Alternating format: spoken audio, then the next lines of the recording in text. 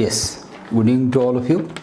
So ಇವತ್ತಿನ ಚರ್ಚೆಗಿಂತ ಮುಂಚಿತವಾಗಿ ಒಂದು ಸೂಚನೆ ಇದೆ, ನಿಮಗೆ ಪ್ರಕಟಣೆ ಇದೆ.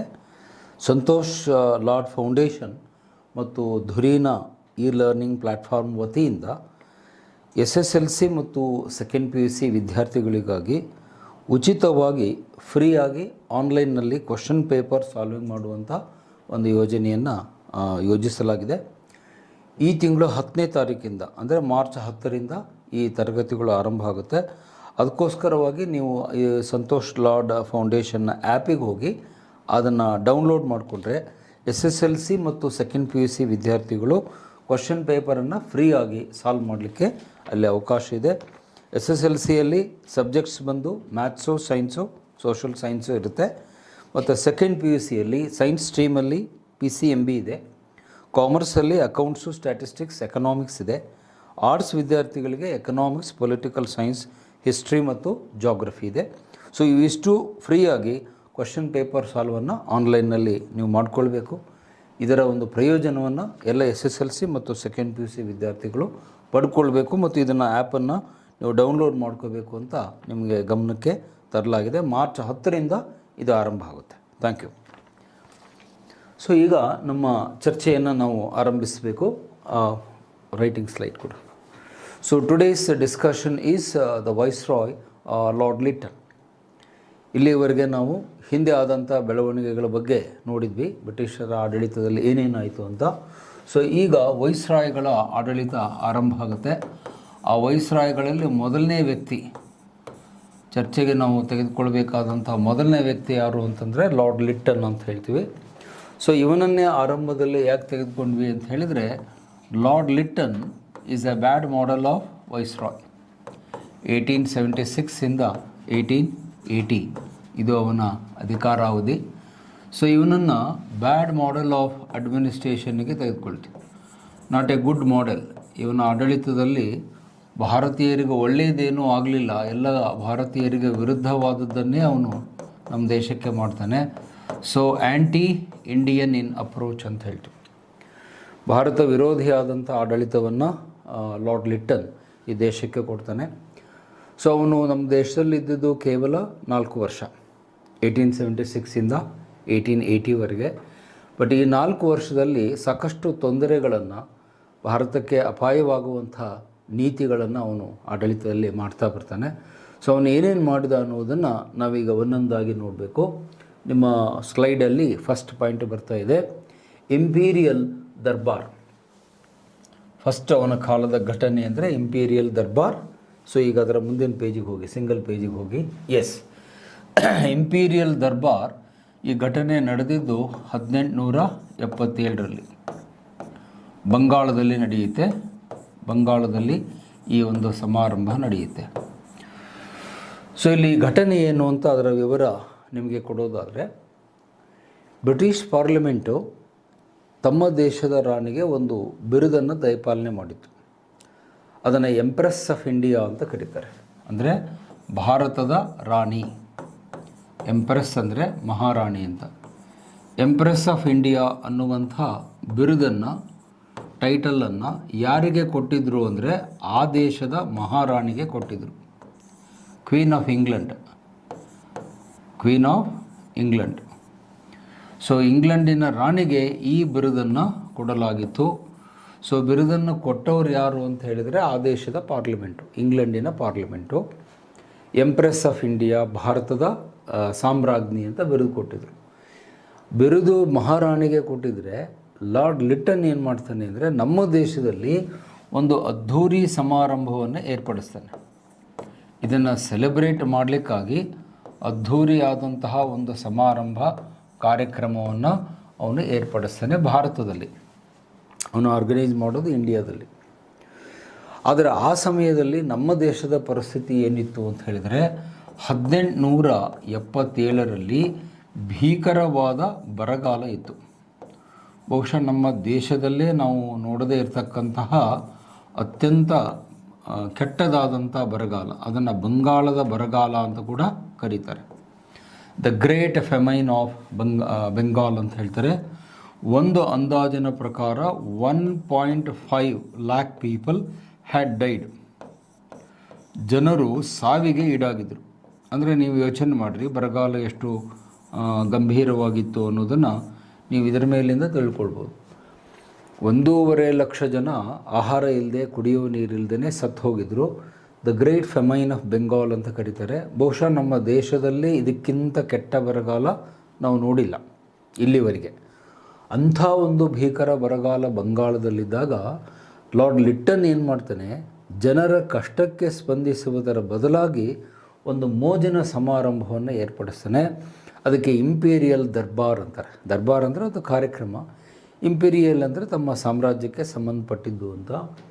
ಈ ಕಾರ್ಯಕ್ರಮವನ್ನು ಆರ್ಗನೈಸ್ ಮಾಡಿ ಆಗಿನ ಕಾಲದಲ್ಲಿ 1 ಲಕ್ಷ ರೂಪಾಯಿ ದುಂದು ವೆಚ್ಚವನ್ನು ಮಾಡ್ತಾನೆ ಈ ಕಾರ್ಯಕ್ರಮಕ್ಕಾಗಿ. ಹಿ ವೇಸ್ಟೆಡ್ ಟ್ಯಾಕ್ಸ್ ಪೇಯರ್ಸ್ ಮನಿ ಅಂತ ಹೇಳ್ತೀವಿ. ದುಂದು ವೆಚ್ಚ ಮಾಡ್ತಾನೆ, ಅಂದರೆ ಸಮಾರಂಭ ಭಾಳ ಗ್ರ್ಯಾಂಡಾಗಿ ಮಾಡುವುದಕ್ಕಾಗಿ 1 ಲಕ್ಷ ರೂಪಾಯಿ ಹಣವನ್ನು ವೇಸ್ಟ್ ಮಾಡಿ ಅಥವಾ ಅದನ್ನು ದುಂದು ವೆಚ್ಚ ಮಾಡಿ ಸಮಾರಂಭ ಮಾಡಿ ತಾನೇ ಸ್ವತಃ ಸಮಾರಂಭದಲ್ಲಿ ಪಾಲ್ಗೊಳ್ತಾನೆ.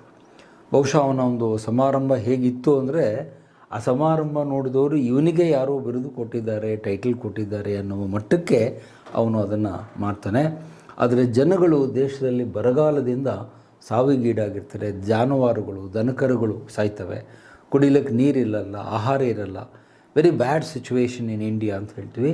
ಅದನ್ನು ನೋಡಿಯೂ ಕೂಡ ಜನರ ಕಷ್ಟಕ್ಕೆ ಅವನು ಸ್ಪಂದಿಸಲಿಲ್ಲ. ಹಾಗಾಗಿ ಇವನಿಗೆ ಇತಿಹಾಸಕಾರರು ಏನು ಬಿರುದು ಕೊಟ್ಟಿದ್ದಾರೆ ಅಂದರೆ ನೀರೋ ಆಫ್ ಇಂಡಿಯಾ ಅಂತ ಇವನನ್ನು ಮೂದಲಿಸ್ತೀವಿ ನಾವು. ಅವನಿಗೆ ಒಂದು ಟೀಕೆಯನ್ನು ಮಾಡ್ತೀವಿ. ಭಾರತದ ನೀರೋ ಅನ್ನುವ ಬಿರುದು ಇವನಿಗೆ ಕೊಟ್ಟಿದ್ದಾರೆ. ನೀರೋ ಆಫ್ ಇಂಡಿಯಾ ಅಂತ ಯಾಕೆ ಕರೆದ್ರು ಅಂದರೆ, ಹಿಂದೆ ರೋಮ್ ಸಾಮ್ರಾಜ್ಯದಲ್ಲಿ ಒಬ್ಬ ಚಕ್ರವರ್ತಿ ಇದ್ದ, ಅವನ ಹೆಸರು ನೀರೋ ಅಂತ. ಅವನಿಗೇನೊಂದು ಕೆಟ್ಟ ಹವ್ಯಾಸ ಇತ್ತು ಅಂದರೆ, ಜನಗಳು ಕಷ್ಟದಲ್ಲಿದ್ದಾಗ ಅವನು ಸಂಗೀತ ಬರೆಸ್ತಾ ಇದ್ದ. ಮ್ಯೂಸಿಕ್ ಅಂದರೆ ಅವನಿಗೆ ಭಾಳ ಇಷ್ಟ. ಒಂದು ಸಾರಿ ರೋಮ್ ನಗರದಲ್ಲಿ ಬೆಂಕಿ ಬಿದ್ದಿತ್ತು. ರೋಮ್ ನಗರದಲ್ಲಿ ಬೆಂಕಿ ಬಿದ್ದು ಜನ ಎಲ್ಲ ಬೆಂಕಿಯಿಂದ ತಪ್ಪಿಸ್ಕೊಳ್ಳೋದಕ್ಕೆ ಓಡಾಡ್ತಾ ಇರಬೇಕಾದಾಗ ಈ ಮಹಾಶಯ ನೀರೋ ಅನ್ನುವ ಚಕ್ರವರ್ತಿ ತನ್ನ ಅರಮನೆಯ ಮೇಲ್ಮಾಳಿಗೆಯಲ್ಲಿ ಪಿಟೀಲು ಬಾರಿಸ್ಕೊಂಡು ಮ್ಯೂಸಿಕ್ ಸಮಾರಂಭವನ್ನು ಏರಿಸ್ಕೊಂಡು ಎಂಜಾಯ್ ಮಾಡ್ತಿರ್ತಾರೆ. ಇವತ್ತಿಗೂ ಇಂಗ್ಲೀಷ್ನಲ್ಲಿ ಒಂದು ಗಾದೆ ಮಾತಿದೆ, when Rome was burning Nero was fiddling ಅಂತ ಹೇಳ್ತಾರೆ ಇಂಗ್ಲೀಷಲ್ಲಿ.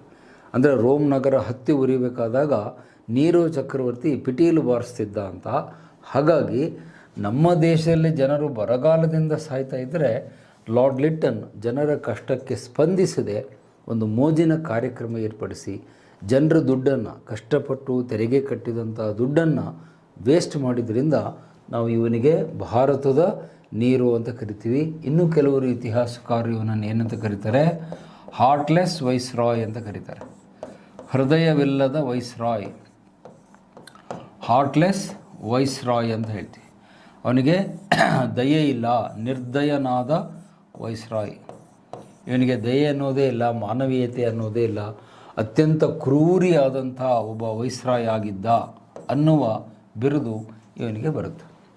ಸೊ ಇದು ಇವನ ಕಾಲದ ಮೊದಲ ಕೆಟ್ಟ ಘಟನೆ. ಅಂದರೆ ಅವನು ಬಂದ ಮಾರನೇ ವರ್ಷವೇ ನಡೆದಂಥ ಒಂದು ದುರ್ಘಟನೆ ಅಂದರೆ ಈ ಇಂಪೀರಿಯಲ್ ದರ್ಬಾರ್ ಅನ್ನುವ ಕಾರ್ಯಕ್ರಮ. ಸೊ ಇದು ಅವನ ಕಾಲದ ಮೊದಲ ಘಟನೆ, ಇಂಪೀರಿಯಲ್ ದರ್ಬಾರ್. ಸೊ ಈಗ ನೆಕ್ಸ್ಟು ಅವನ ಕಾಲದ ಎರಡನೇ ಘಟನೆಯನ್ನು ನಿಮ್ಗೆ ಹೇಳ್ತೇನೆ. ಅದು ಮುಂದಿನ ನೆಕ್ಸ್ಟ್ ಸ್ಲೈಡಲ್ಲಿ ಬರುತ್ತೆ. Vernacular press act. ಸೊ ಈ ಕಾಯ್ದೆ ಜಾರಿಗೆ ಬಂದಿದ್ದು 1878ರಲ್ಲಿ, 1878ಅಲ್ಲಿ ಈ ಕಾಯ್ದೆ ಜಾರಿಗೆ ಬರುತ್ತೆ. ಇದನ್ನು ಪ್ರಾಂತೀಯ ಪತ್ರಿಕೆ ನಿಷೇಧ ಕಾಯ್ದೆ ಅಂತ ಕನ್ನಡದಲ್ಲಿ ಹೇಳ್ತೀವಿ. ಪ್ರಾಂತೀಯ ಪತ್ರಿಕೆ ನಿಷೇಧ ಕಾಯ್ದೆ ಅಂದರೆ ಪ್ರಾಂತೀಯ ಭಾಷೆಗಳಲ್ಲಿ ಇರುವಂತಹ ಪತ್ರಿಕೆಗಳನ್ನು ತುಳಿಯುವುದು ಇದರ ಉದ್ದೇಶ. ವರ್ನಾಕ್ಯುಲರ್ ಅಂದರೆ ಪ್ರಾಂತೀಯ, ಒಂದೊಂದು ಪ್ರಾಂತೀಯ. ಮಹಾರಾಷ್ಟ್ರದಲ್ಲಿ ಮರಾಠಿ ಪತ್ರಿಕೆ, ಬಂಗಾಳದಲ್ಲಿ ಬಂಗಾಳಿ ಪತ್ರಿಕೆ, ಪಂಜಾಬ್ನಲ್ಲಿ ಪಂಜಾಬಿ ಪತ್ರಿಕೆ, ಈ ಥರ. ಸೊ ವರ್ನಾಕ್ಯುಲರ್ ಅಂದರೆ ರೀಜನಲ್ ಅಂತ ಅರ್ಥ, ಪ್ರಾಂತೀಯ ಪತ್ರಿಕೆಗಳು. ಸೊ ಈ ಕಾಯ್ದೆಯನ್ನು ಅವನು ಯಾಕೆ ಜಾರಿಗೆ ತಂದ ಅಂತ ಹೇಳಿದರೆ, ಅವನ ಕಾಲದಲ್ಲಿ ಸಾಕಷ್ಟು ಪ್ರಾಂತೀಯ ಪತ್ರಿಕೆಗಳು ಸ್ಟಾರ್ಟ್ ಆಗ್ತಾ ಇದ್ವು. ಉದಾಹರಣೆಗೆ ಬಂಗಾಳದಲ್ಲಿ ಬಂಗಾ ಬಂಧು ಅಂತಿತ್ತು, ಬಂಗಾ ದರ್ಶನ್ ಅಂತಿತ್ತು, ಬಂಗಾ ದೂತ್ ಅಂತಿತ್ತು, ಅಮೃತ್ ಬಜಾರ್ ಅಂತಿತ್ತು, ಬೆಂಗಾಲಿ ಅನ್ನುವ ಪತ್ರಿಕೆ ಇತ್ತು.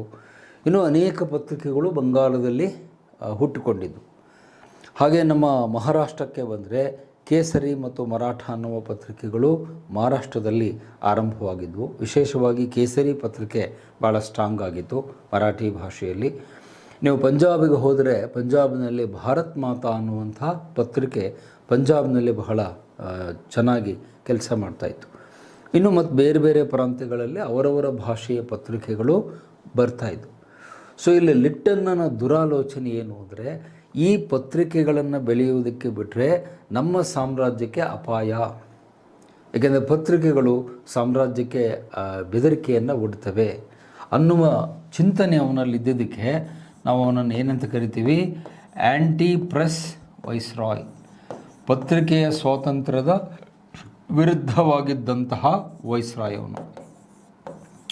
ಪತ್ರಿಕೆಗಳಿಗೆ ಸ್ವಾತಂತ್ರ್ಯ ಕೊಡಬೇಕು ಅನ್ನೋದು ಅವನ ನಿಲುವಾಗಿರಲಿಲ್ಲ. ಆ್ಯಂಟಿ ಪ್ರೆಸ್ ಅಂದರೆ ಪತ್ರಿಕೆಗಳನ್ನು ತುಳಿಬೇಕು, ಪತ್ರಿಕೆಗಳನ್ನು ದಮನ ಮಾಡಬೇಕು ಅನ್ನೋದು ಅವನ ಉದ್ದೇಶ ಆಗಿತ್ತು. ಅದಕ್ಕಾಗಿ ಅವನು ಏನು ಮಾಡಿದ, ಈ ಕಾಯ್ದೆಯನ್ನು ಜಾರಿಗೆ ತಂದು ಈ ಕಾಯ್ದೆಯಲ್ಲಿ ನಿರ್ಬಂಧಗಳನ್ನು ನಮ್ಮ ಪತ್ರಿಕೆಗಳ ಮೇಲೆ ವಿಧಿಸಿದ. ರೆಸ್ಟ್ರಿಕ್ಷನ್ಸ್ ಅಂತ ಹೇಳ್ತೀವಿ. ಭಾರತೀಯ ಪತ್ರಿಕೆಗಳ ಮೇಲೆ ನಿರ್ಬಂಧಗಳನ್ನು ಅವನು ಹೇರ್ತಾನೆ. ಸೊ ಏನು ನಿರ್ಬಂಧಗಳನ್ನು ಮಾಡಿದ ಅಂದರೆ ಆ ಪಾಯಿಂಟನ್ನು ನೋಟ್ ಮಾಡಿ. ಮೊದಲನೇದ್ದು ಸೆನ್ಸಾರ್ಶಿಪ್. ಬಹುಶಃ ನಮ್ಮ ದೇಶದಲ್ಲಿ ಮೊದಲು ಸೆನ್ಸಾರ್ಶಿಪ್ಪನ್ನು ಜಾರಿಗೆ ತಂದಂಥ ವೈಸ್ರಾಯ್ ಯಾರು ಅಂದರೆ ಲಾರ್ಡ್ ಲಿಟ್ಟನ್ ಅಂತ ಹೇಳ್ತೀವಿ. ಸೆನ್ಸಾರ್ಶಿಪ್ ಅಂದ್ರೇನು, ನೀವೇನು ಬರೀತೀರೋ ಬರೆದದ್ದನ್ನು ನೇರವಾಗಿ ಪಬ್ಲಿಷ್ ಮಾಡುವಂತಿಲ್ಲ. ಪತ್ರಿಕೆಯಲ್ಲಿ ನೀವೇನು ಬರಿತೀರಿ ಅದನ್ನು ನೇರವಾಗಿ ಪ್ರಕಟಣೆ ಮಾಡುವಂತಿಲ್ಲ. ಅದನ್ನು DC ಸಾಹೇಬರಿಗೆ ನೀವು ತೋರಿಸ್ಬೇಕು. ನಿಮ್ಮ ಪತ್ರಿಕೆಯಲ್ಲಿ ಏನು ಬರೆದೀರಿ, ಅದು ಲೇಖನಗಳಿರ್ಬೋದು, ನಿಮ್ಮ ಲೇಖನಗಳಿರ್ಬೋದು ಅಥವಾ ಸಂಪಾದಕೀಯ ಎಡಿಟೋರಿಯಲ್ ಅಂತ ಹೇಳ್ತೀವಿ. ಸೊ ಇವುಗಳನ್ನು DC ಸಾಹೇಬರ ಗಮನಕ್ಕೆ ತರಬೇಕು. ಅವರು ಇದನ್ನು ನೋಡಿ ಓಕೆ ಅಂದರೆ ನೀವು ಪಬ್ಲಿಷ್ ಮಾಡಬೇಕು. ಸಪೋಸ್ ಜಿಲ್ಲಾಧಿಕಾರಿಗಳು ಇಲ್ಲ ಈ ಲೇಖನ ಸರಿ ಇಲ್ಲ, ಸಂಪಾದಕೀಯ ಸರಿ ಇಲ್ಲ ಅಂತ ಹೇಳಿಬಿಟ್ರೆ ಆ ಲೇಖನವನ್ನು ಕಟ್ ಮಾಡಿ ತೆಗಿತಿದ್ರು. ಅದನ್ನು ಸೆನ್ಸಾರಿಂಗ್ ಅಂತ ಹೇಳ್ತೀವಿ ಇಂಗ್ಲೀಷ್ನಲ್ಲಿ. ಕತ್ತರಿ ಪ್ರಯೋಗ ಅಂತ ಕನ್ನಡದಲ್ಲಿ ಹೇಳ್ತೀವಿ.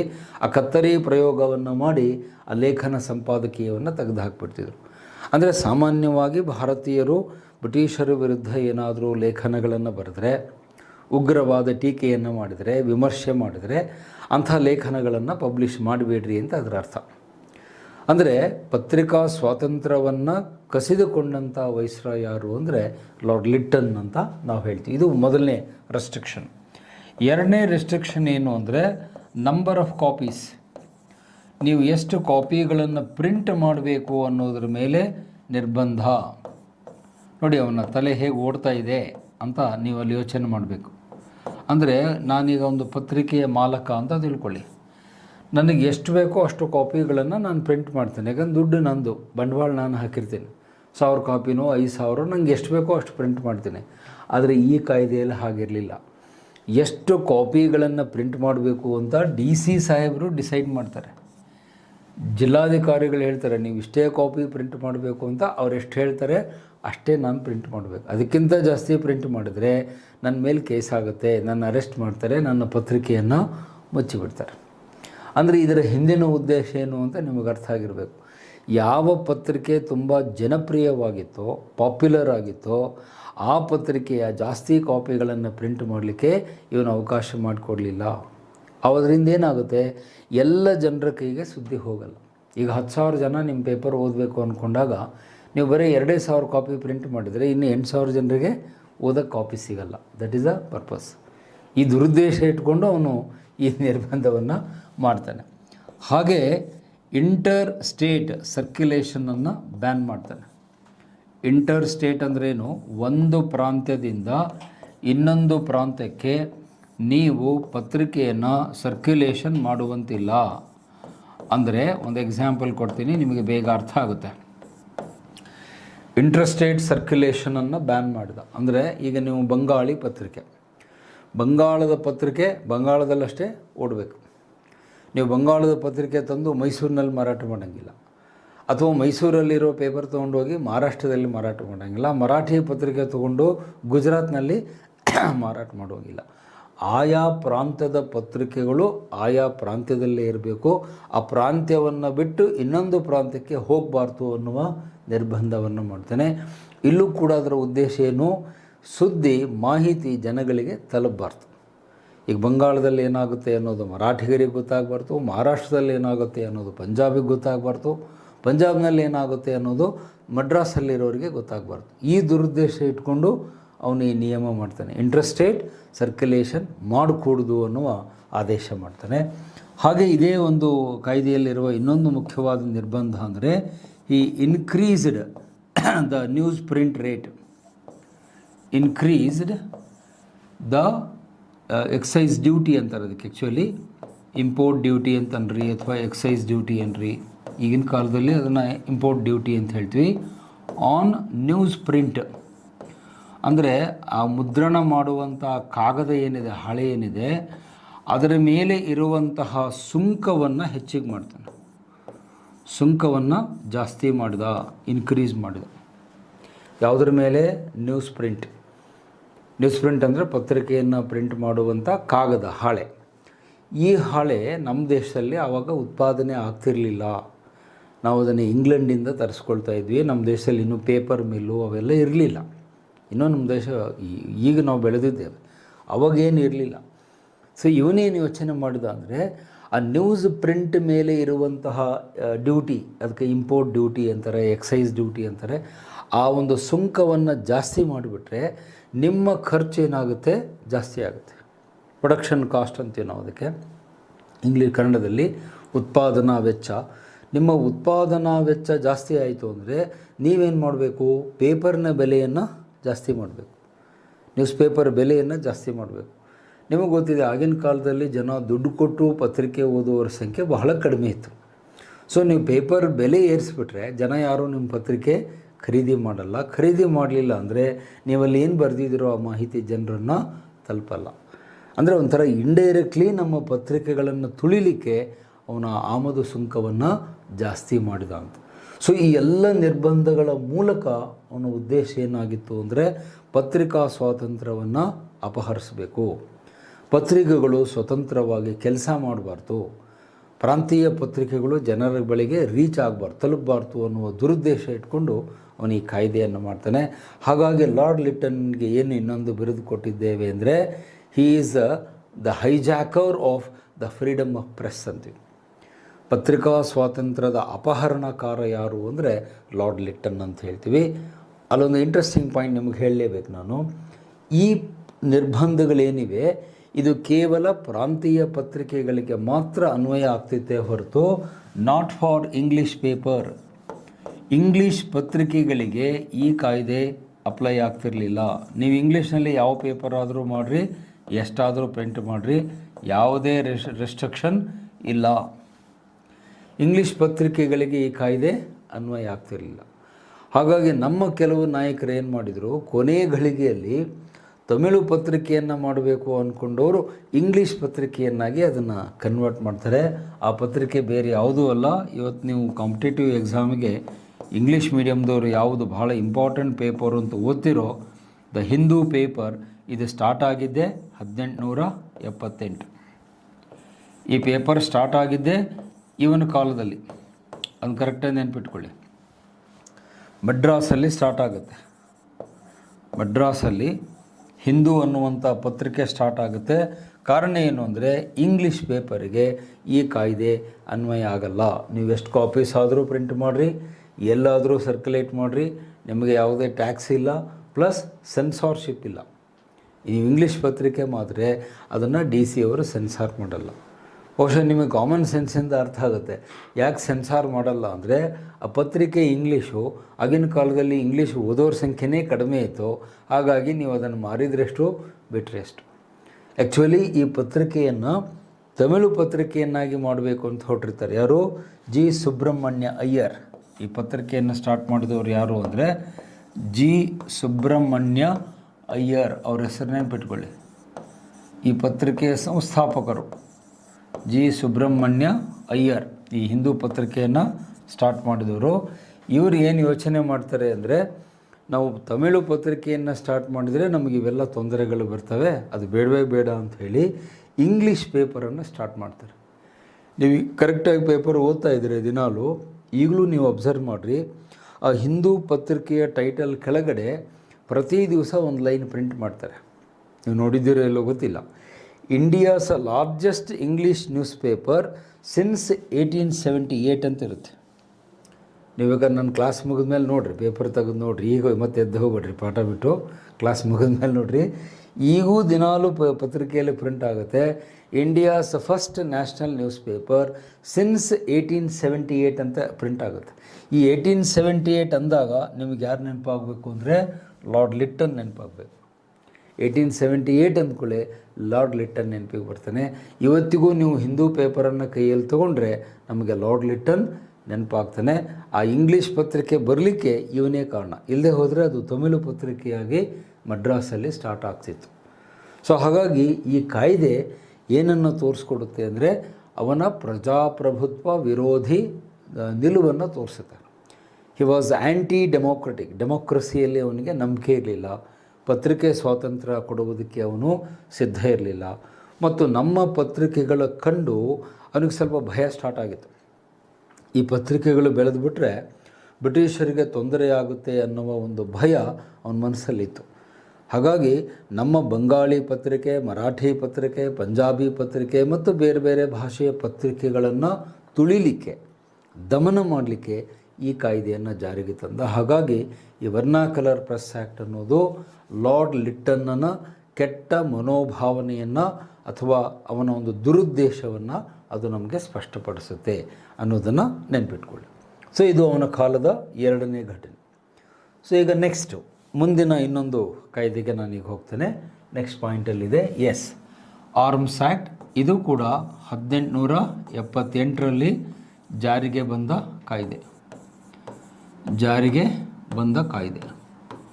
ಸೊ ಈ ಕಾಯ್ದೆಯ ಉದ್ದೇಶ ಏನು ಅಂತ ಹೇಳಿದರೆ, ಭಾರತೀಯರಿಗೆ ಶಸ್ತ್ರಾಸ್ತ್ರಗಳ ನಿಷೇಧ, ಶಸ್ತ್ರಾಸ್ತ್ರಗಳ ನಿರ್ಬಂಧ. ಯಾರಿಗೆ? ಭಾರತೀಯರಿಗೆ ಮಾತ್ರ. ನೆನ್ಪಿಟ್ಕೊಳ್ಳಿ, ಓನ್ಲಿ ಫಾರ್ ಇಂಡಿಯನ್ಸ್. ಭಾರತೀಯರು ಶಸ್ತ್ರಾಸ್ತ್ರಗಳನ್ನು ಹೊಂದುವಂತಿಲ್ಲ. ಓಕೆ, ಆದರೆ ಇದು ನಿರ್ಬಂಧ ಯಾರಿಗಿರಲಿಲ್ಲ ಅಂತಂದರೆ ಬ್ರಿಟಿಷರಿಗೆ ಇರಲಿಲ್ಲ. ಇಂಗ್ಲೀಷ್ ಮೆನ್ ಇವರು ಶಸ್ತ್ರಾಸ್ತ್ರಗಳನ್ನು ಇಟ್ಕೊಳ್ಬಹುದು, ಭಾರತೀಯರಿಗೆ ಮಾತ್ರ ಶಸ್ತ್ರಾಸ್ತ್ರಗಳಿಲ್ಲ, ಬ್ರಿಟಿಷರು ಇಟ್ಕೊಳ್ಬೋದು. ಅಂದರೆ ಇದು ಒಂದು ರೀತಿಯ ತಾರತಮ್ಯದ ಕಾಯ್ದೆ. ಆ ವರ್ಡ್ ನೆನಪಿಟ್ಕೊಳ್ಳಿ, ತಾರತಮ್ಯದ ಕಾಯ್ದೆ. ಅಂದರೆ ನೀವು ಯಾವುದೇ ಕಾಯ್ದೆಯನ್ನು ಮಾಡಬೇಕಾದಾಗ ಎಲ್ಲರಿಗೂ ಸಮಾನವಾಗಿ ಬಳಸಬೇಕು ಅನ್ನೋದು ನಿಮಗೆ ಗೊತ್ತಿದೆ. ಯಾವುದೇ ಕಾಯ್ದೆ ಇರಲಿ, ಯಾವುದೇ ಸರ್ಕಾರ ಮಾಡಲಿ, ಕಾಯ್ದೆಗಳು ಎಲ್ಲರಿಗೂ ಒಂದೇ ಥರ ಇರಬೇಕು. ನನಗೊಂದು ಕಾಯ್ದೆ, ನಿಮಗೊಂದು ಕಾಯ್ದೆ, ಆ ಥರ ಇರಲ್ಲ. ಈಗ ನೀವು 6 ಗಂಟೆಗೆ ಕ್ಲಾಸಿಗೆ ಬರಬೇಕಂದ್ರೆ 6ಕ್ಕೆ ನೀವು ಬರಬೇಕು, ನಾನು ಬರಬೇಕು. ಇಲ್ಲರಿ ನೀವು 6ಕ್ಕೆ ಬರ್ರಿ, ನಾನು 6:15 ಬರ್ತೀನಿ ಅಂದರೆ ನೋ, ಹಂಗೆ ಮಾಡಲಿಕ್ಕಾಗಲ್ಲ. Rule is same for teacher as well as students. So ಇಲ್ಲೂ ಹಾಗೆ. ಆದರೆ ಇಲ್ಲಿ ಬ್ರಿಟಿಷರು ಮಾಡಿದ, ಇವನು ಲಾರ್ಡ್ ಲಿಟ್ಟನ್ ಮಾಡಿದ್ದೇನು ಅಂದರೆ, ಭಾರತೀಯರು ಯಾವುದೇ ಪ್ರಕಾರದ ಶಸ್ತ್ರಗಳನ್ನು, ಮದ್ದುಗುಂಡುಗಳನ್ನು, ಪಿಸ್ತೂಲ್ ಇರ್ಬೋದು, ರೈಫಲ್ ಇರ್ಬೋದು. ಇಲ್ಲಿ ಶಸ್ತ್ರಾಸ್ತ್ರಗಳು ಅಂದರೆ it may be rifle or it may be pistol ಇರ್ಬೋದು, ಅಥವಾ ಮದ್ದುಗುಂಡುಗಳು, ಕಾಡು ತೂಸುಗಳು ಅಂತ ಅವು ಕರಿತೀವಿ ನಾವು. ಇವುಗಳನ್ನು ನೀವು ಹೊಂದಬಾರದು, ಮದ್ದುಗುಂಡುಗಳು ಅಂತ ಹೇಳ್ತೀವಿ. ಇದನ್ನು ಭಾರತೀಯರು ಇಟ್ಟುಕೊಳ್ಳುವಂತಿಲ್ಲ. ಓಕೆ, ಒಂದು ಆರ್ಗ್ಯುಮೆಂಟ್ ಸೇಕ್ ಒಪ್ಕೊಳ್ತೀನಿ, ಆಯಿತು, ನಾವು ಇಟ್ಕೊಳ್ಬಾರ್ದು ಅನ್ನೋದನ್ನು ಒಪ್ಕೊಳ್ತೀನಿ. ಆದರೆ ಬ್ರಿಟಿಷರು ಇಟ್ಕೊಳ್ಬೋದು, ಇವರಿಗೆ ಯಾವುದೇ ರೆಸ್ಟ್ರಿಕ್ಷನ್ ಇಲ್ಲ. ಅಂದರೆ ಒಬ್ಬ ಬ್ರಿಟಿಷ್ ವ್ಯಕ್ತಿ ಇದ್ದರೆ, ಯುರೋಪಿಯನ್ ವ್ಯಕ್ತಿ ಇದ್ದರೆ, ಅವನು ರೈಫಲ್ಲು ಇಟ್ಕೋಬೋದು, ಪಿಸ್ತೂಲು ಇಟ್ಕೋಬೋದು, ಗ್ರೆನೇಡು ಇಟ್ಕೋಬೋದು, ಬಾಂಬ್ಸು, ಎಕ್ಸ್ಪ್ಲೋಸಿವ್ಸ್ ಎಲ್ಲ ಇಟ್ಕೋಬೋದು. ಭಾರತೀಯರು ಮಾತ್ರ ಇಟ್ಕೊಳ್ಬಾರ್ದು. ಅಂದರೆ ಇದು ಒಂದು ರೀತಿಯಲ್ಲಿ ನಿಮಗೆ ಹೇಳೋದಾದರೆ ರೇಸಿಸಮನ್ನು ಇಲ್ಲಿ ಫಾಲೋ ಮಾಡಿದರು. ರೇಷಿಯಲ್ ಪಾಲಿಸಿ ಅಂತ ಹೇಳ್ತೀವಿ. ಜನಾಂಗ ತಾರತಮ್ಯ ನೀತಿ. ರೇಷಿಯಲ್ ಅಂದರೆ ಜನಾಂಗ ತಾರತಮ್ಯ, ಜನಾಂಗೀಯ ಭೇದ ಅಂತ ಹೇಳ್ತೀವಿ. ಜನಾಂಗೀಯ ನೀತಿಯನ್ನು ಅವನು ಫಾಲೋ ಮಾಡಿದ. ಬ್ರಿಟಿಷರಿಗೆ ಒಂದು ಕಾಯ್ದೆ, ಭಾರತೀಯರಿಗೆ ಒಂದು ಕಾಯ್ದೆ. ನೀವು ಕಾಯ್ದೆಯನ್ನು ಮಾಡಿದಾಗ ಎಲ್ರಿಗೂ ಒಂದೇ ಥರ ಮಾಡಿರಿ, ಅವ್ರಿಗೊಂದು ಇವ್ರಿಗೊಂದು ಮಾಡಿದರೆ ಅದು ಯೋಗ್ಯ ಅನಿಸೋದಿಲ್ಲ. ಓಕೆ, ಸೊ ಇಲ್ಲಿ ಆ ಶಸ್ತ್ರಾಸ್ತ್ರ ನಿಯಂತ್ರಣ ಕಾಯ್ದೆಯನ್ನು ಜಾರಿಗೆ ತಂದು ಭಾರತೀಯರ ಕೈಯಲ್ಲಿ ಶಸ್ತ್ರಗಳು ಇರಬಾರ್ದು ಅಂತ ಹೇಳಿದ. ಬಹುಶಃ ಅವನ ಉದ್ದೇಶ ಏನಾಗಿತ್ತು ಅಂತ ಹೇಳಿದರೆ ಕ್ರಾಂತಿಕಾರಿಗಳನ್ನು ಬಗ್ಗು ಬಡಿಯುವುದು, ಕ್ರಾಂತಿಕಾರಿಗಳನ್ನು ಹತ್ತಿಕ್ಕುವುದು ಅವನ ಉದ್ದೇಶ ಆಗಿತ್ತು. ನೆನಪಿಟ್ಕೊಳ್ಳಿ, ಕ್ರಾಂತಿಕಾರಿಗಳನ್ನು ದಮನಗೊಳಿಸುವುದು ಅದು ಅವನ ಉದ್ದೇಶ. ಏಕೆಂದರೆ ಆ ವೇಳೆಗೆ ಕ್ರಾಂತಿಕಾರಿ ಸಂಘಟನೆಗಳು ನಿಧಾನವಾಗಿ ಭಾರತದಲ್ಲಿ ಬರ್ತಾ ಇದ್ವು. ಕೆಲವು ಸಂಘಟನೆಗಳ ಹೆಸರು ಹೇಳಿದರೆ ನಿಮಗೆ ಅರ್ಥ ಆಗುತ್ತೆ. ಉತ್ತರ ಭಾರತದಲ್ಲಿ HRA ಅಂತ ಒಂದು ಸಂಘಟನೆ ಇತ್ತು, ಹಿಂದೂಸ್ತಾನ್ ರಿಪಬ್ಲಿಕನ್ ಅಸೋಸಿಯೇಷನ್ ಅಂತ ಉತ್ತರ ಭಾರತದಲ್ಲಿತ್ತು. ಮಹಾರಾಷ್ಟ್ರದಲ್ಲಿ ಮಿತ್ರ ಮೇಳ ಮತ್ತು ಅಭಿನವ ಭಾರತ ಎನ್ನುವ ಕ್ರಾಂತಿಕಾರಿ ಸಂಘಟನೆಗಳು ವಿ.ಡಿ. ಸಾವರ್ಕರ್ ಅವರ ನೇತೃತ್ವದಲ್ಲಿ ನಡೀತಾ ಇತ್ತು. ಬಂಗಾಳದಲ್ಲಿ ಅನುಶೀಲನ್ ಸಮಿತಿ ಅಂತ ಬರುತ್ತೆ. ಅನುಶೀಲನ ಸಮಿತಿ ಎನ್ನುವ ಕ್ರಾಂತಿಕಾರಿ ಸಂಘಟನೆ ಬಂಗಾಳದಲ್ಲಿ ಆ್ಯಕ್ಟಿವ್ ಆಗಿ ಕೆಲಸ ಮಾಡ್ತಾಯಿತ್ತು. ಮತ್ತು ನೀವು ಪಂಜಾಬಿಗೆ ಹೋದರೆ ಪಂಜಾಬ್ನಲ್ಲಿ ಭಾರತ್ ಮಾತಾ ಸೊಸೈಟಿ ಎನ್ನುವ ಕ್ರಾಂತಿಕಾರಿ ಸಂಸ್ಥೆ ಅಲ್ಲಿ ತಲೆ ಎತ್ತಿತ್ತು.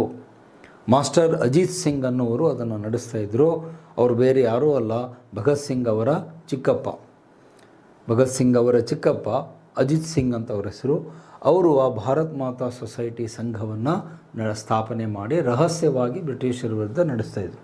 ಸೊ ಇವನು ದುರುದ್ದೇಶ ಏನು ಲಿಟ್ಟಂದು ಅಂದರೆ ಈ ಆರ್ಮ್ಸ್ ಕಾಯ್ದೆಯನ್ನು ಜಾರಿಗೆ ತಂದುಬಿಟ್ರೆ ಭಾರತೀಯರ ಕೈಯಲ್ಲಿ ಶಸ್ತ್ರಗಳು ಇರಬಾರ್ದು. Indian should not possess weapons. ಈಗ ನನ್ನ ಕೈಯಲ್ಲಿ ರೈಫಲ್ ಇಲ್ಲ, ಪಿಸ್ತೂಲ್ ಇಲ್ಲ ಅಂದರೆ ನಾನು ಹೇಗೆ ಫೈಟ್ ಮಾಡೋದು? ಬ್ರಿಟಿಷರ ವಿರುದ್ಧ ಹೋರಾಟ ಮಾಡೋದು ಹೇಗೆ? ಕಷ್ಟ ಆಗುತ್ತೆ ಅಲ್ವಾ? ಶಸ್ತ್ರಗಳಿಲ್ಲದೆ ನೀವು ಹೋರಾಟ ಮಾಡೋಕ್ಕಾಗಲ್ಲ. ಸೊ ಶಸ್ತ್ರಗಳನ್ನೇ ಇಟ್ಕೊಳ್ಬೇಡಿ ಅನ್ನುವ ಕಾಯ್ದೆಯನ್ನು ಅವನು ಜಾರಿಗೆ ತರ್ತಾನೆ. ಹೋಗಲಿ, ಕಾಯ್ದೆಗೆ ನಮ್ಮದೇನು ತಕರಾರಿಲ್ಲ. ಬ್ರಿಟಿಷರು ಶಸ್ತ್ರಗಳನ್ನು ಹೊಂದಬಾರ್ದು ಅಂತ ಹೇಳಿದರೆ ನಾನು ಒಪ್ತಿದ್ದೆ. ಆಯ್ತಪ್ಪ, ಅವ್ರಿಗೂ ಇಲ್ಲ ನಮಗೂ ಇಲ್ಲ, ಓಕೆ ಚಲ್ತಾ ಹೇ ಅಂತ ಹೇಳ್ತಿದ್ವಿ. ಆದರೆ ಇದು ಹಾಗಲ್ಲ. ಬ್ರಿಟಿಷರು ಶಸ್ತ್ರಗಳನ್ನು ಇಟ್ಕೊಳ್ಬೋದು, ಅವ್ರ ರೈಫಲ್ಲು ಇಡ್ಬೋದು, ಪಿಸ್ತೂಲು ಇಡ್ಬೋದು, ಎಲ್ಲ ಮಾಡ್ಬೋದು. ಆದರೆ ಭಾರತೀಯರು ಮಾತ್ರ ಶಸ್ತ್ರಗಳನ್ನು ಇಟ್ಕೊಳ್ಬಾರ್ದು. ಇದಕ್ಕೆ ನಾನು ತಾರತಮ್ಯ ಅಂತ ಫಸ್ಟಲ್ಲೇ ಹೇಳಿದೆ. ಇದು ತಾರತಮ್ಯದ ಕಾಯ್ದೆ. ನನಗೊಂದು ನೀತಿ, ಅವ್ರಿಗೊಂದು ನೀತಿ. ಭಾರತೀಯರಿಗೆ ಒಂದು ನಿಯಮ, ಬ್ರಿಟಿಷರಿಗೆ ಒಂದು ನಿಯಮ. ಇದು ತಪ್ಪು. ನೀವು ನಿಯಮ ಮಾಡೋದಾದರೆ ಎಲ್ರಿಗೂ ಒಂದೇ ಮಾಡಿರಿ, ಇಲ್ಲಾಂದರೆ ಬಿಟ್ಬಿಡಿ. ನೀವು ತಾರತಮ್ಯ ಮಾಡಿದರೆ ಅದು ಪ್ರತಿಭಟನೆಗೆ, ಆಕ್ಷೇಪಕ್ಕೆ ಖಂಡಿತ ಕಾರಣ ಆಗುತ್ತೆ. ಅಂಥ ಕಾಯ್ದೆಯನ್ನು ಮಾಡಿದ. ಸಾಲದು ಅನ್ನುವಂತೆ ಈ ಕಾಯ್ದೆಯನ್ನು ನಮ್ಮ ಬುಡಕಟ್ಟು ಜನರಿಗೂ ಕೂಡ ಅಪ್ಲೈ ಮಾಡಿದ. ಇದು ಭಾಳ dangerous. Tribes were also covered under the act. ಈ ಕಾಯ್ದೆಯ ಅಡಿಯಲ್ಲಿ ಬುಡಕಟ್ಟು ಜನಾಂಗದವರನ್ನೂ ತರಲಾಯಿತು. ಅವರನ್ನು ಏನಂತ ಹೇಳ್ತೀವಿ? ಆದಿವಾಸಿಗಳು ಅಂತ ಕರೀತೀವಿ ಕನ್ನಡದಲ್ಲಿ, ಆದಿವಾಸಿಗಳು. ಆಮೇಲೆ ಗಾಂಧೀಜಿಯವರು ಬಂದ ಮೇಲೆ ಬೇರೆ ಶಬ್ದ ಬಳಸ್ತಾರೆ, ಗಿರಿಜನರು ಅನ್ನೋ ಪದ ಬಳಸ್ತಾರೆ. ಗುಡ್ಡಗಾಡು ಜನರು, ಗಿರಿಜನರು, ಆದಿವಾಸಿಗಳು ಅಂತ ಏನು ಕರಿತೀವಿ, ಇಂಗ್ಲೀಷ್ನಲ್ಲಿ ಟ್ರೈಬ್ಸ್ ಅಂತ ಒಂದೇ ಶಬ್ದ ಬಳಸ್ತೀವಿ. ಈ ಟ್ರೈಬಲ್ ಪೀಪಲ್ ಜನ ಏನಿದ್ರು ಇವರು ಕೂಡ ಶಸ್ತ್ರಗಳನ್ನು ಹಿಡ್ಕೊಳ್ಬಾರ್ದು ಅಂತ ಕಾಯ್ದೆ ಮಾಡ್ತಾರೆ. ನಿಮ್ಗೆ ಗೊತ್ತಿದೆ, ನಮ್ಮ ಈ ಬುಡಕಟ್ಟು ಜನಾಂಗದವರು ಏನು ಶಸ್ತ್ರಗಳು ಅವ್ರ ಕೈಯಲ್ಲಿ ಇರ್ತಿದ್ವು ಅಂದರೆ ಬಿಲ್ಲು ಇರ್ತಿತ್ತು, ಬಾಣ ಇರ್ತಿತ್ತು, ಭರ್ಚಿ ಇರ್ತಿತ್ತು, ಖಡ್ಗ ಇರ್ತಿತ್ತು, ಅಥವಾ ಒಂದು ಹರಿತವಾದ ಚಾಕು ಇರ್ತಿತ್ತು, ಕತ್ತಿ ಇರ್ತಿತ್ತು, ಕೊಡಲಿ ಇರ್ತಿತ್ತು. ಅವರ ಪಾಪ ಗುಡ್ಡಗಾಡು ಪ್ರದೇಶದಲ್ಲಿ ಇರೋದರಿಂದ ಈ ಅಸ್ತ್ರಗಳನ್ನು ಇಟ್ಕೊಂಡು ಓಡಾಡ್ತಿದ್ರು. ಆದರೆ ಈಗ ಲಾರ್ಡ್ ಲಿಟ್ಟನ್ ಏನು ಹೇಳ್ತಾನೆ, ಈ ಬುಡಕಟ್ಟು ಜನಾಂಗದವರು ಕೂಡ ಯಾವುದೇ ಶಸ್ತ್ರಾಸ್ತ್ರಗಳನ್ನ ಇಟ್ಕೊಳ್ಬಾರ್ದು. ಒಂದು ವೇಳೆ ನಿಮ್ಮ ಹತ್ರ ಶಸ್ತ್ರ ಇದ್ದರೆ ಅದನ್ನು ಹತ್ತಿರದ ಪೊಲೀಸ್ ಠಾಣೆಗೆ ಹೋಗಿ ನೀವು ಅದನ್ನು ಸರೆಂಡರ್ ಮಾಡಬೇಕು, ಶರಣಾಗತರಾಗಬೇಕು, ಅವನ್ನೆಲ್ಲ ಸರೆಂಡರ್ ಮಾಡಬೇಕು ಅಂತ ಹೇಳಿದ. ನೋಡಿ, ಇದರಿಂದ ಮುಂದೆ ನಮ್ಮ ದೇಶದಲ್ಲಿ ಏನಾಯಿತು, ಬುಡಕಟ್ಟು ದಂಗೆಗಳು ಆರಂಭವಾಗ್ತವೆ. ಟ್ರೈಬಲ್ ರಿವೋಲ್ಟ್ಸ್.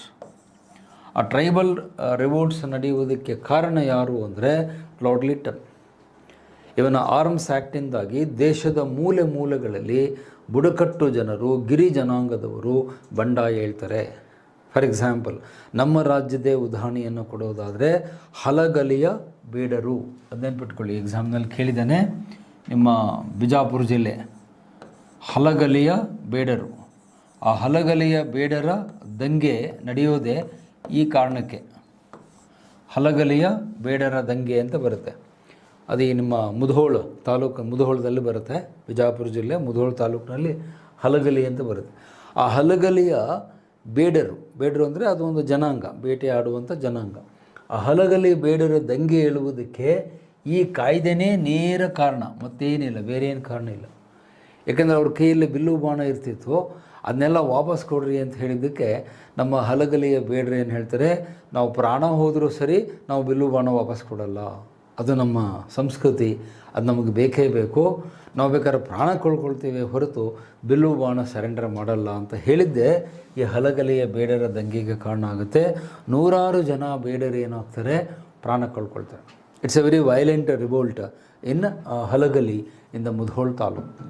ಹಾಗೆ ದೇಶದ ಬೇರೆ ಬೇರೆ ಕಡೆ ಕೂಡ ಈ ಥರದ ದಂಗೆಗಳು ನಡೀತವೆ. ಸಂಥಾಲರ ದಂಗೆ ಅಂಥೇಳಿ ಬಂಗಾಳದಲ್ಲಿ ಬರುತ್ತೆ. ಆಮೇಲೆ ಮೂನ್ಸ್ ರೆವಲ್ಯೂಷನ್ ಅಂತ ಬರುತ್ತೆ ನಿಮ್ಮ ಈಗಿನ ಜಾರ್ಖಂಡ್.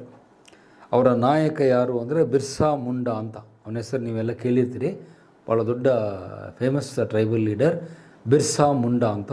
ಆ ಮುಂಡಾ ದಂಗೆ ನಡೆದಿದ್ದು ಈಗಿನ ಜಾರ್ಖಂಡಲ್ಲಿ. ಅದಕ್ಕೆ ಕಾರಣ ಇವನು ಮಾಡಿದಂಥ ಈ ಒಂದು ಕಾಯ್ದೆ. ಇನ್ನು ಬೇರೆ ಬೇರೆ ಕಡೆಗೆ, ಬೇರೆ ಬೇರೆ ಪ್ರಾಂತ್ಯಗಳಲ್ಲಿ ಬೇರೆ ಬೇರೆ ಬುಡಕಟ್ಟು ಜನಾಂಗದವರು ಭಿಲ್ಲರು ಅಂತ ಬರ್ತಾರೆ, ತೋಡಾಗಳು ಅಂತ ಬರ್ತಾರೆ. ಭಿಲ್ಸ್ ಅಂತ ಒಂದು ಮಧ್ಯಪ್ರದೇಶದಲ್ಲಿ ಬರುವಂಥ ಬುಡಕಟ್ಟು ಜನಾಂಗ ಭಿಲ್ಲರು. ಮತ್ತು ಅಹೋಮರು ಅಂತ ಅಸ್ಸಾಂನಲ್ಲಿ ಬರುತ್ತೆ, ಅಹೋಮರ ದಂಗೆ ಅಂತ. ಅದು ದೊಡ್ಡ ಲಿಸ್ಟೇ ಇದೆ, ಅದ್ರ ಬಗ್ಗೆ ಈಗ ನಾನು ವಿವರವಾಗಿ ಹೇಳಲಿಕ್ಕೆ ಹೋಗಲ್ಲ, ನಿಮ್ಮ NCERT ಬುಕ್ಕಲ್ಲಿದೆ, ಅದು ನೋಡಿಕೊಳ್ಳಿ. ಸೊ ಬುಡಕಟ್ಟು ದಂಗೆಗಳು ಈ ದೇಶದಲ್ಲಿ ಸ್ಟಾರ್ಟ್ ಆಗಲಿಕ್ಕೆ ಈ ಕಾಯ್ದೆ ಕಾರಣವಾಯಿತು ಅಂತ ನೆನ್ಪಿಟ್ರೆ ಸಾಕು. ಈ ಕಾಯ್ದೆಯಿಂದಾಗಿ ನಮ್ಮ ಎಲ್ಲ ಬುಡಕಟ್ಟು ಟ್ರೈಬಲ್ ಪೀಪಲ್ಲು ದಂಗೆ ಎದ್ರು ಬ್ರಿಟಿಷರ ವಿರುದ್ಧ.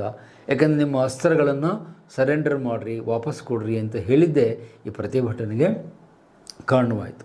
ಅಂದರೆ ಅವನ ಉದ್ದೇಶ ಏನಿತ್ತು, ಲಿಟ್ಟನ್ನ ಉದ್ದೇಶ ಏನಿತ್ತು ಅಂದರೆ ಭಾರತೀಯರಿಗೆ ಕಿರುಕುಳ ಮಾಡಬೇಕು, ಭಾರತೀಯರಿಗೆ ಇನ್ಸಲ್ಟ್ ಮಾಡಬೇಕು, ಭಾರತೀಯರು ನಮ್ಮ ಬ್ರಿಟಿಷರ ವಿರುದ್ಧ ಹೋರಾಟ ಮಾಡದಂತೆ ನಮ್ಮ ರೆಕ್ಕೆ ಪುಕ್ಕಗಳನ್ನು ಕತ್ತರಿಸುವುದು ಅಂತ ಹೇಳ್ತೀವಿ. ಕಟಿಂಗ್ ದ ವಿಂಗ್ಸ್ ಅಂತ ಹೇಳ್ತೀವಿ ಇಂಗ್ಲೀಷಲ್ಲಿ. ಸೊ ನಮ್ಮ ರೆಕ್ಕೆ ಪುಕ್ಕಗಳನ್ನು ಕತ್ತರಿಸಿಬಿಟ್ರೆ ನಾವು ಹೇಗೆ ಬ್ರಿಟಿಷರ ವಿರುದ್ಧ ಹೋರಾಟ ಮಾಡ್ತೀವಿ ಅನ್ನೋದು ಅವನ ಒಂದು ಲೆಕ್ಕಾಚಾರ ಆಗಿತ್ತು. ಅದಕ್ಕೆ ಈ ಥರದ ಕೆಟ್ಟ ಕಾಯ್ದೆಯನ್ನು, ಆರ್ಮ್ಸ್ ಆ್ಯಕ್ಟನ್ನು ಜಾರಿಗೆ ತರ್ತಾನೆ. ಆದರೆ ಅಲ್ಲಿ ಲಾಸ್ಟ್ ಒಂದು ಪಾಯಿಂಟ್ ಹೇಳ್ತೀನಿ, ಈ ಕಾಯ್ದೆ ಬ್ರಿಟಿಷರಿಗೆ ಅನ್ವಯ ಆಗ್ತಿರಲಿಲ್ಲ, ಅದು ನೆನ್ಪಿಟ್ಕೊಳ್ಳಿ. It is applicable only for Indians. ಭಾರತೀಯರಿಗೆ ಮಾತ್ರ ಈ ರೂಲ್ಸ್ ಇತ್ತೇ ಹೊರತು ಬ್ರಿಟಿಷರಿಗೆ, ಯುರೋಪಿಯನ್ನರು ಅವರು ರಾಜಾರೋಷವಾಗಿ ಕೈಯಲ್ಲಿ ಪಿಸ್ತೂಲೋ ರೈಫಲು ಇಟ್ಕೊಂಡು ಓಡಾಡ್ಬೋದು, ನಾವು ಮಾತ್ರ ತೊಗೊಂಡು ಹೋಗಬಾರ್ದು ಅನ್ನುವ ಕಾಯ್ದೆಯನ್ನು ಇವನು ಜಾರಿಗೆ ತರ್ತಾನೆ. ಸೊ ಇದು ಇವನ ಕಾಲದ ಮೂರನೆಯ ಒಂದು ಕೆಟ್ಟ ನಿರ್ಧಾರ ಅಂತ ಹೇಳ್ತೀವಿ. ದೆನ್ ನೆಕ್ಸ್ಟ್ ಇದಾದಮೇಲೆ ಮುಂದಿನ ಪಾಯಿಂಟಿಗೆ ನಾನು ಹೋಗ್ತೇನೆ. Changes in ICS exam rules. ನೋಡಿ, ಆಗಿನ ಕಾಲದಲ್ಲಿ ನಮ್ಮ ಭಾರತೀಯರು ಈ ಪರೀಕ್ಷೆಯನ್ನು ಬರಿತಾ ಇದ್ರು. ICS ಅಂದರೆ ಇಂಡಿಯನ್ ಸಿವಿಲ್ ಸರ್ವೀಸ್, ಭಾರತೀಯ ನಾಗರಿಕ ಸೇವೆ, ಇಂಡಿಯನ್ ಸಿವಿಲ್ ಸರ್ವೀಸ್ ಎಕ್ಸಾಮ್ ಅಂತ ಹೇಳ್ತೀವಿ, ICS ಅಂತ ಶಾರ್ಟಲ್ಲಿ ಹೇಳ್ತೀವಿ. ಓಕೆ, ಈ ನಾಗರಿಕ ಸೇವಾ ಪರೀಕ್ಷೆಯನ್ನು ಈಗೇನು ನೀವು ರೆಡಿ ಮಾಡ್ತಿದ್ದೀರಿ ಆ ಥರದ ಭಾರತೀಯ ನಾಗರಿಕ ಸೇವಾ ಪರೀಕ್ಷೆ, ನಾಗರಿಕ ಸೇವಾ ಪರೀಕ್ಷೆಯ ನಿಯಮಗಳನ್ನು ಇವನೇನು ಮಾಡ್ತಾನೆ, ಚೇಂಜ್ ಮಾಡ್ತಾನೆ. ಅದಕ್ಕೂ ಮುಂಚೆ ನಿಯಮಗಳು ನಮಗೆ ಫೇವರ್ ಆಗಿ ಇತ್ತು, ಏನು ಸಮಸ್ಯೆ ಇರಲಿಲ್ಲ. ಆದರೆ ಈಗ ಇವನೇನು ಮಾಡ್ತಾನೆ, ಹೊಸ ರೂಲ್ಸ್ಗಳನ್ನು, ನ್ಯೂ ರೂಲ್ಸನ್ನು ಜಾರಿಗೆ ತರ್ತಾನೆ. ಈ ಹೊಸ ರೂಲ್ಸ್ಗಳ ಉದ್ದೇಶ ಏನು ಅಂದರೆ ಭಾರತೀಯರು ಈ ಪರೀಕ್ಷೆಯನ್ನು ಬರೀಬಾರ್ದು ಅನ್ನುವುದೇ ಅವನ ಉದ್ದೇಶ. ನೆನ್ಪಿಟ್ಕೊಳ್ಳಿ, ನಾವು ಪರೀಕ್ಷೆ ಬರೀಬೇಕು ಅನ್ನೋದಲ್ಲ, ಗಮನ ಕೊಟ್ಟು ಕೇಳಿ. ನಾವು ಪರೀಕ್ಷೆಯನ್ನು ಬರೀಬಾರ್ದು ಅನ್ನೋ ಉದ್ದೇಶ ಇಟ್ಕೊಂಡು ಈ ಹೊಸ ನಿಯಮಗಳನ್ನು ಜಾರಿಗೆ ತರ್ತಾನೆ. ಅದಕ್ಕೂ ಮುಂಚೆ ಈ ಪರೀಕ್ಷೆಗಳು ಸ್ಮೂತಾಗಿ ನಡೀತಾ ಇದ್ದವು, ಏನೂ ಸಮಸ್ಯೆ ಇರಲಿಲ್ಲ. ನಮ್ಮ ದೇಶದ ಜನರಿಗೆ ಏನು ಸಮಸ್ಯೆ ಇರಲಿಲ್ಲ, ಅವ್ರ ಪಾಡಿಗೆ ಅವರು ಈ ಪರೀಕ್ಷೆ ಬರೀತಿದ್ರು. ಪಾಸ್ ಆದವರು ಮುಂದೆ ICS ಅಧಿಕಾರಿಯಾಗಿ ಅವರು ಸೇವೆಯನ್ನು ಸಲ್ಲಿಸ್ತಾಯಿದ್ರು ಮುಂಚೆ. ಆದರೆ ಈಗ ಹೊಸ ರೂಲ್ಸ್ ಬಂದ ಮೇಲೆ ನಮಗೆ ಬಹಳ ಕಷ್ಟ ಆಯಿತು. ಏನು ಸರ್ ಹೊಸ ರೂಲ್ಸನ್ನು ಅವನು ಜಾರಿಗೆ ತಂದ ಅಂದರೆ, ಇಲ್ಲಿ ಬೋರ್ಡ್ ಮೇಲೆ ಬರಿತೀನಿ, ಮೊದಲನೇ ರೂಲ್ಸ್ ಏನು ಅಂದರೆ ಮಿನಿಮಮ್ ಏಜನ್ನು ಕಡಿಮೆ ಮಾಡಿಬಿಟ್ಟ. ಮಿನಿಮಮ್ ಏಜ್ 21 ಇದ್ದಿದ್ದನ್ನು ಕಡಿಮೆ ಮಾಡಿ 18 ವರ್ಷಕ್ಕೆ ತಂದುಬಿಟ್ಟ. ನೆನ್ಪಿಟ್ಕೊಳ್ಳಿ, 18 ವರ್ಷಕ್ಕೆ ಅದನ್ನೇನು ಮಾಡಿದ, ಇಳಿಸಿದ, ಕಡಿಮೆ ಮಾಡಿಬಿಟ್ಟ. ಇದರಿಂದ ಏನು ಸಮಸ್ಯೆ ಅಂತ ನಿಮಗೆ ಅರ್ಥ ಆಗುತ್ತೆ. ಮೊದಲು ಮಿನಿಮಮ್ ಏಜ್ ಎಷ್ಟಿತ್ತು, 21 ವರ್ಷ ಇತ್ತು. ಅಂದರೆ 21 ವರ್ಷ ಆದವರೆಲ್ಲ ICS ಎಕ್ಸಾಮನ್ನು ಬರೀಬಹುದಾಗಿತ್ತು ಭಾರತೀಯರು. ಈಗ 21 ಕ್ಯಾನ್ಸಲ್ ಮಾಡಿ 18 ವರ್ಷಕ್ಕೇ ನೀವು ಎಕ್ಸಾಮ್ ಬರೀಬೇಕು. ಪಾಯಿಂಟ್ ಅರ್ಥ ಆಗ್ತಾ ಇದೆಯಾ? 18 ವರ್ಷಕ್ಕೆ ಬರೀಬೇಕಂದ್ರೆ ಏನಾಗುತ್ತೆ, ನಿಮಗಿನ್ನೂ ಮೆಚ್ಯೂರಿಟಿ ಆಫ್ ಮೈಂಡ್ ಇರಲ್ಲ, ನಿಮ್ಮ ಬುದ್ಧಿಮತ್ತೆ ಚುರುಕಾಗಿರಲ್ಲ. ಮೆಚ್ಯೂರಿಟಿ ಆಫ್ ಮೈಂಡ್ ಅಂತೀವಿ. ಪರೀಕ್ಷೆ ಬರೀಲಿಕ್ಕೆ ನಿಮ್ಮ ಮನಸ್ಸು ಪ್ರಬುದ್ಧವಾಗಿರಬೇಕು. ಈ ಮೆಚ್ಯೂರಿಟಿ ನಿಮಗೆ 18 ವರ್ಷಕ್ಕೆ ಬಂದಿರಲ್ಲ. ಅಂದರೆ ಇನ್ನೂ ಚಿಕ್ಕವರು ಇರ್ತೀರಿ, ಇಷ್ಟು ದೊಡ್ಡ ಪರೀಕ್ಷೆಯನ್ನು ಬರೀಲಿಕ್ಕಾಗಲ್ಲ. ಹಾಗಾದರೆ ಯಾಕೆ ಇವನು ಏಜ್ ಕಡಿಮೆ ಮಾಡಿದ? ಏಜ್ ಮೊದಲು ಕರೆಕ್ಟ್ ಇತ್ತು, 21 ವರ್ಷ ಸರಿಯಾಗಿತ್ತು. 21 ಇದ್ದಿದ್ದನ್ನು 18ಕ್ಕೆ ಇಳಿಸುವುದರ ಉದ್ದೇಶ ಏನು ಅಂದರೆ ಭಾರತೀಯರು ಈ ಪರೀಕ್ಷೆಯನ್ನು ಪಾಸ್ ಆಗಬಾರ್ದು, ಫೇಲ್ ಆಗಬೇಕು.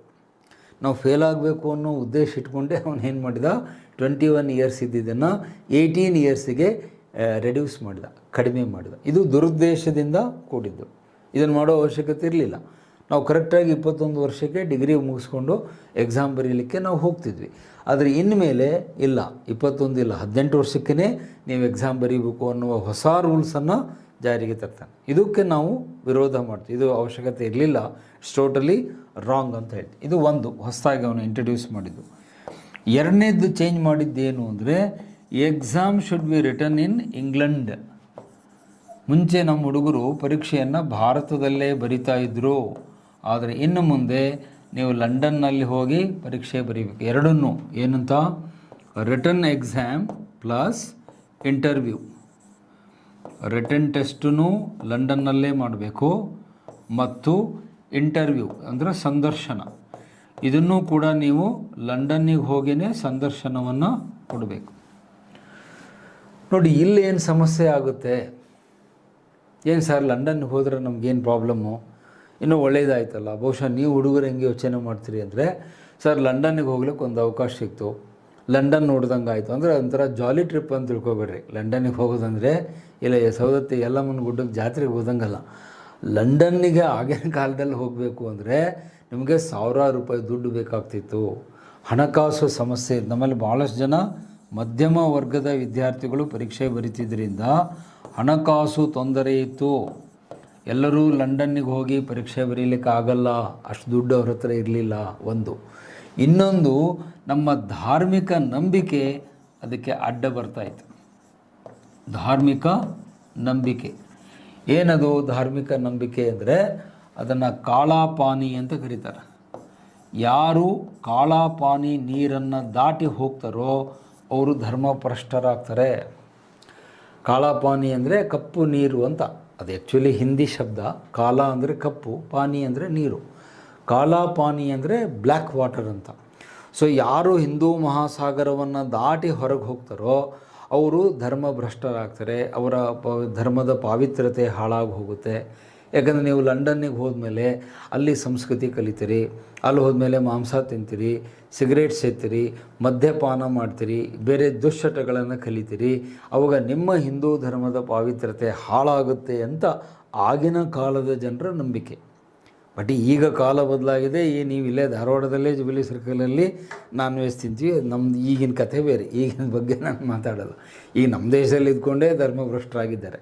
ಬಟ್ ಆಗಿನ ಕಾಲದಲ್ಲಿ ನಾನು ಹೇಳ್ತಿರೋದು, I am talking about Lytton's time, 1880ರ ದಶಕದ ಮಾತಿದು.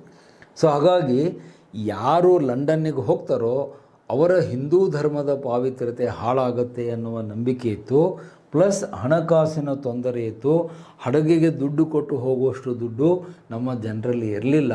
ಹಾಗಾಗಿ ನೀವು ಲಂಡನ್ನಿಗೆ ಹೋಗಿ ಪರೀಕ್ಷೆ ಬರೀಬೇಕು, ಇಂಟರ್ವ್ಯೂ ಕೊಡಬೇಕು ಅಂತ ಹೇಳಿದ ಕೂಡಲೇ ಆಲ್ಮೋಸ್ಟ್ ಮುಕ್ಕಾಲು ಅಭ್ಯರ್ಥಿಗಳು ಪರೀಕ್ಷಾ ಬರೆಯೋದನ್ನೇ ಬಿಟ್ಬಿಟ್ರು. ಬೇಡ ಬಿಡಿ ಸರ್, ನಮಗೆ ಎಕ್ಸಾಮು ಬರೆಯೋಕ್ಕಾಗಲ್ಲ. ಯಾಕಂದರೆ ಲಂಡನ್ನಿಗೆ ಹೋಗೋಷ್ಟು ನಮ್ಮ ಹತ್ರ ದುಡ್ಡಿಲ್ಲ. ಆಮೇಲೆ ಅಲ್ಲಿ ಹೋದರೆ ನಮ್ಮ ಧರ್ಮದ ಜನ ನಮ್ಮನ್ನು ಧರ್ಮದಲ್ಲಿ ಸೇರಿಸ್ಕೊಳ್ಳಲ್ಲ. ಯಾಕೆ?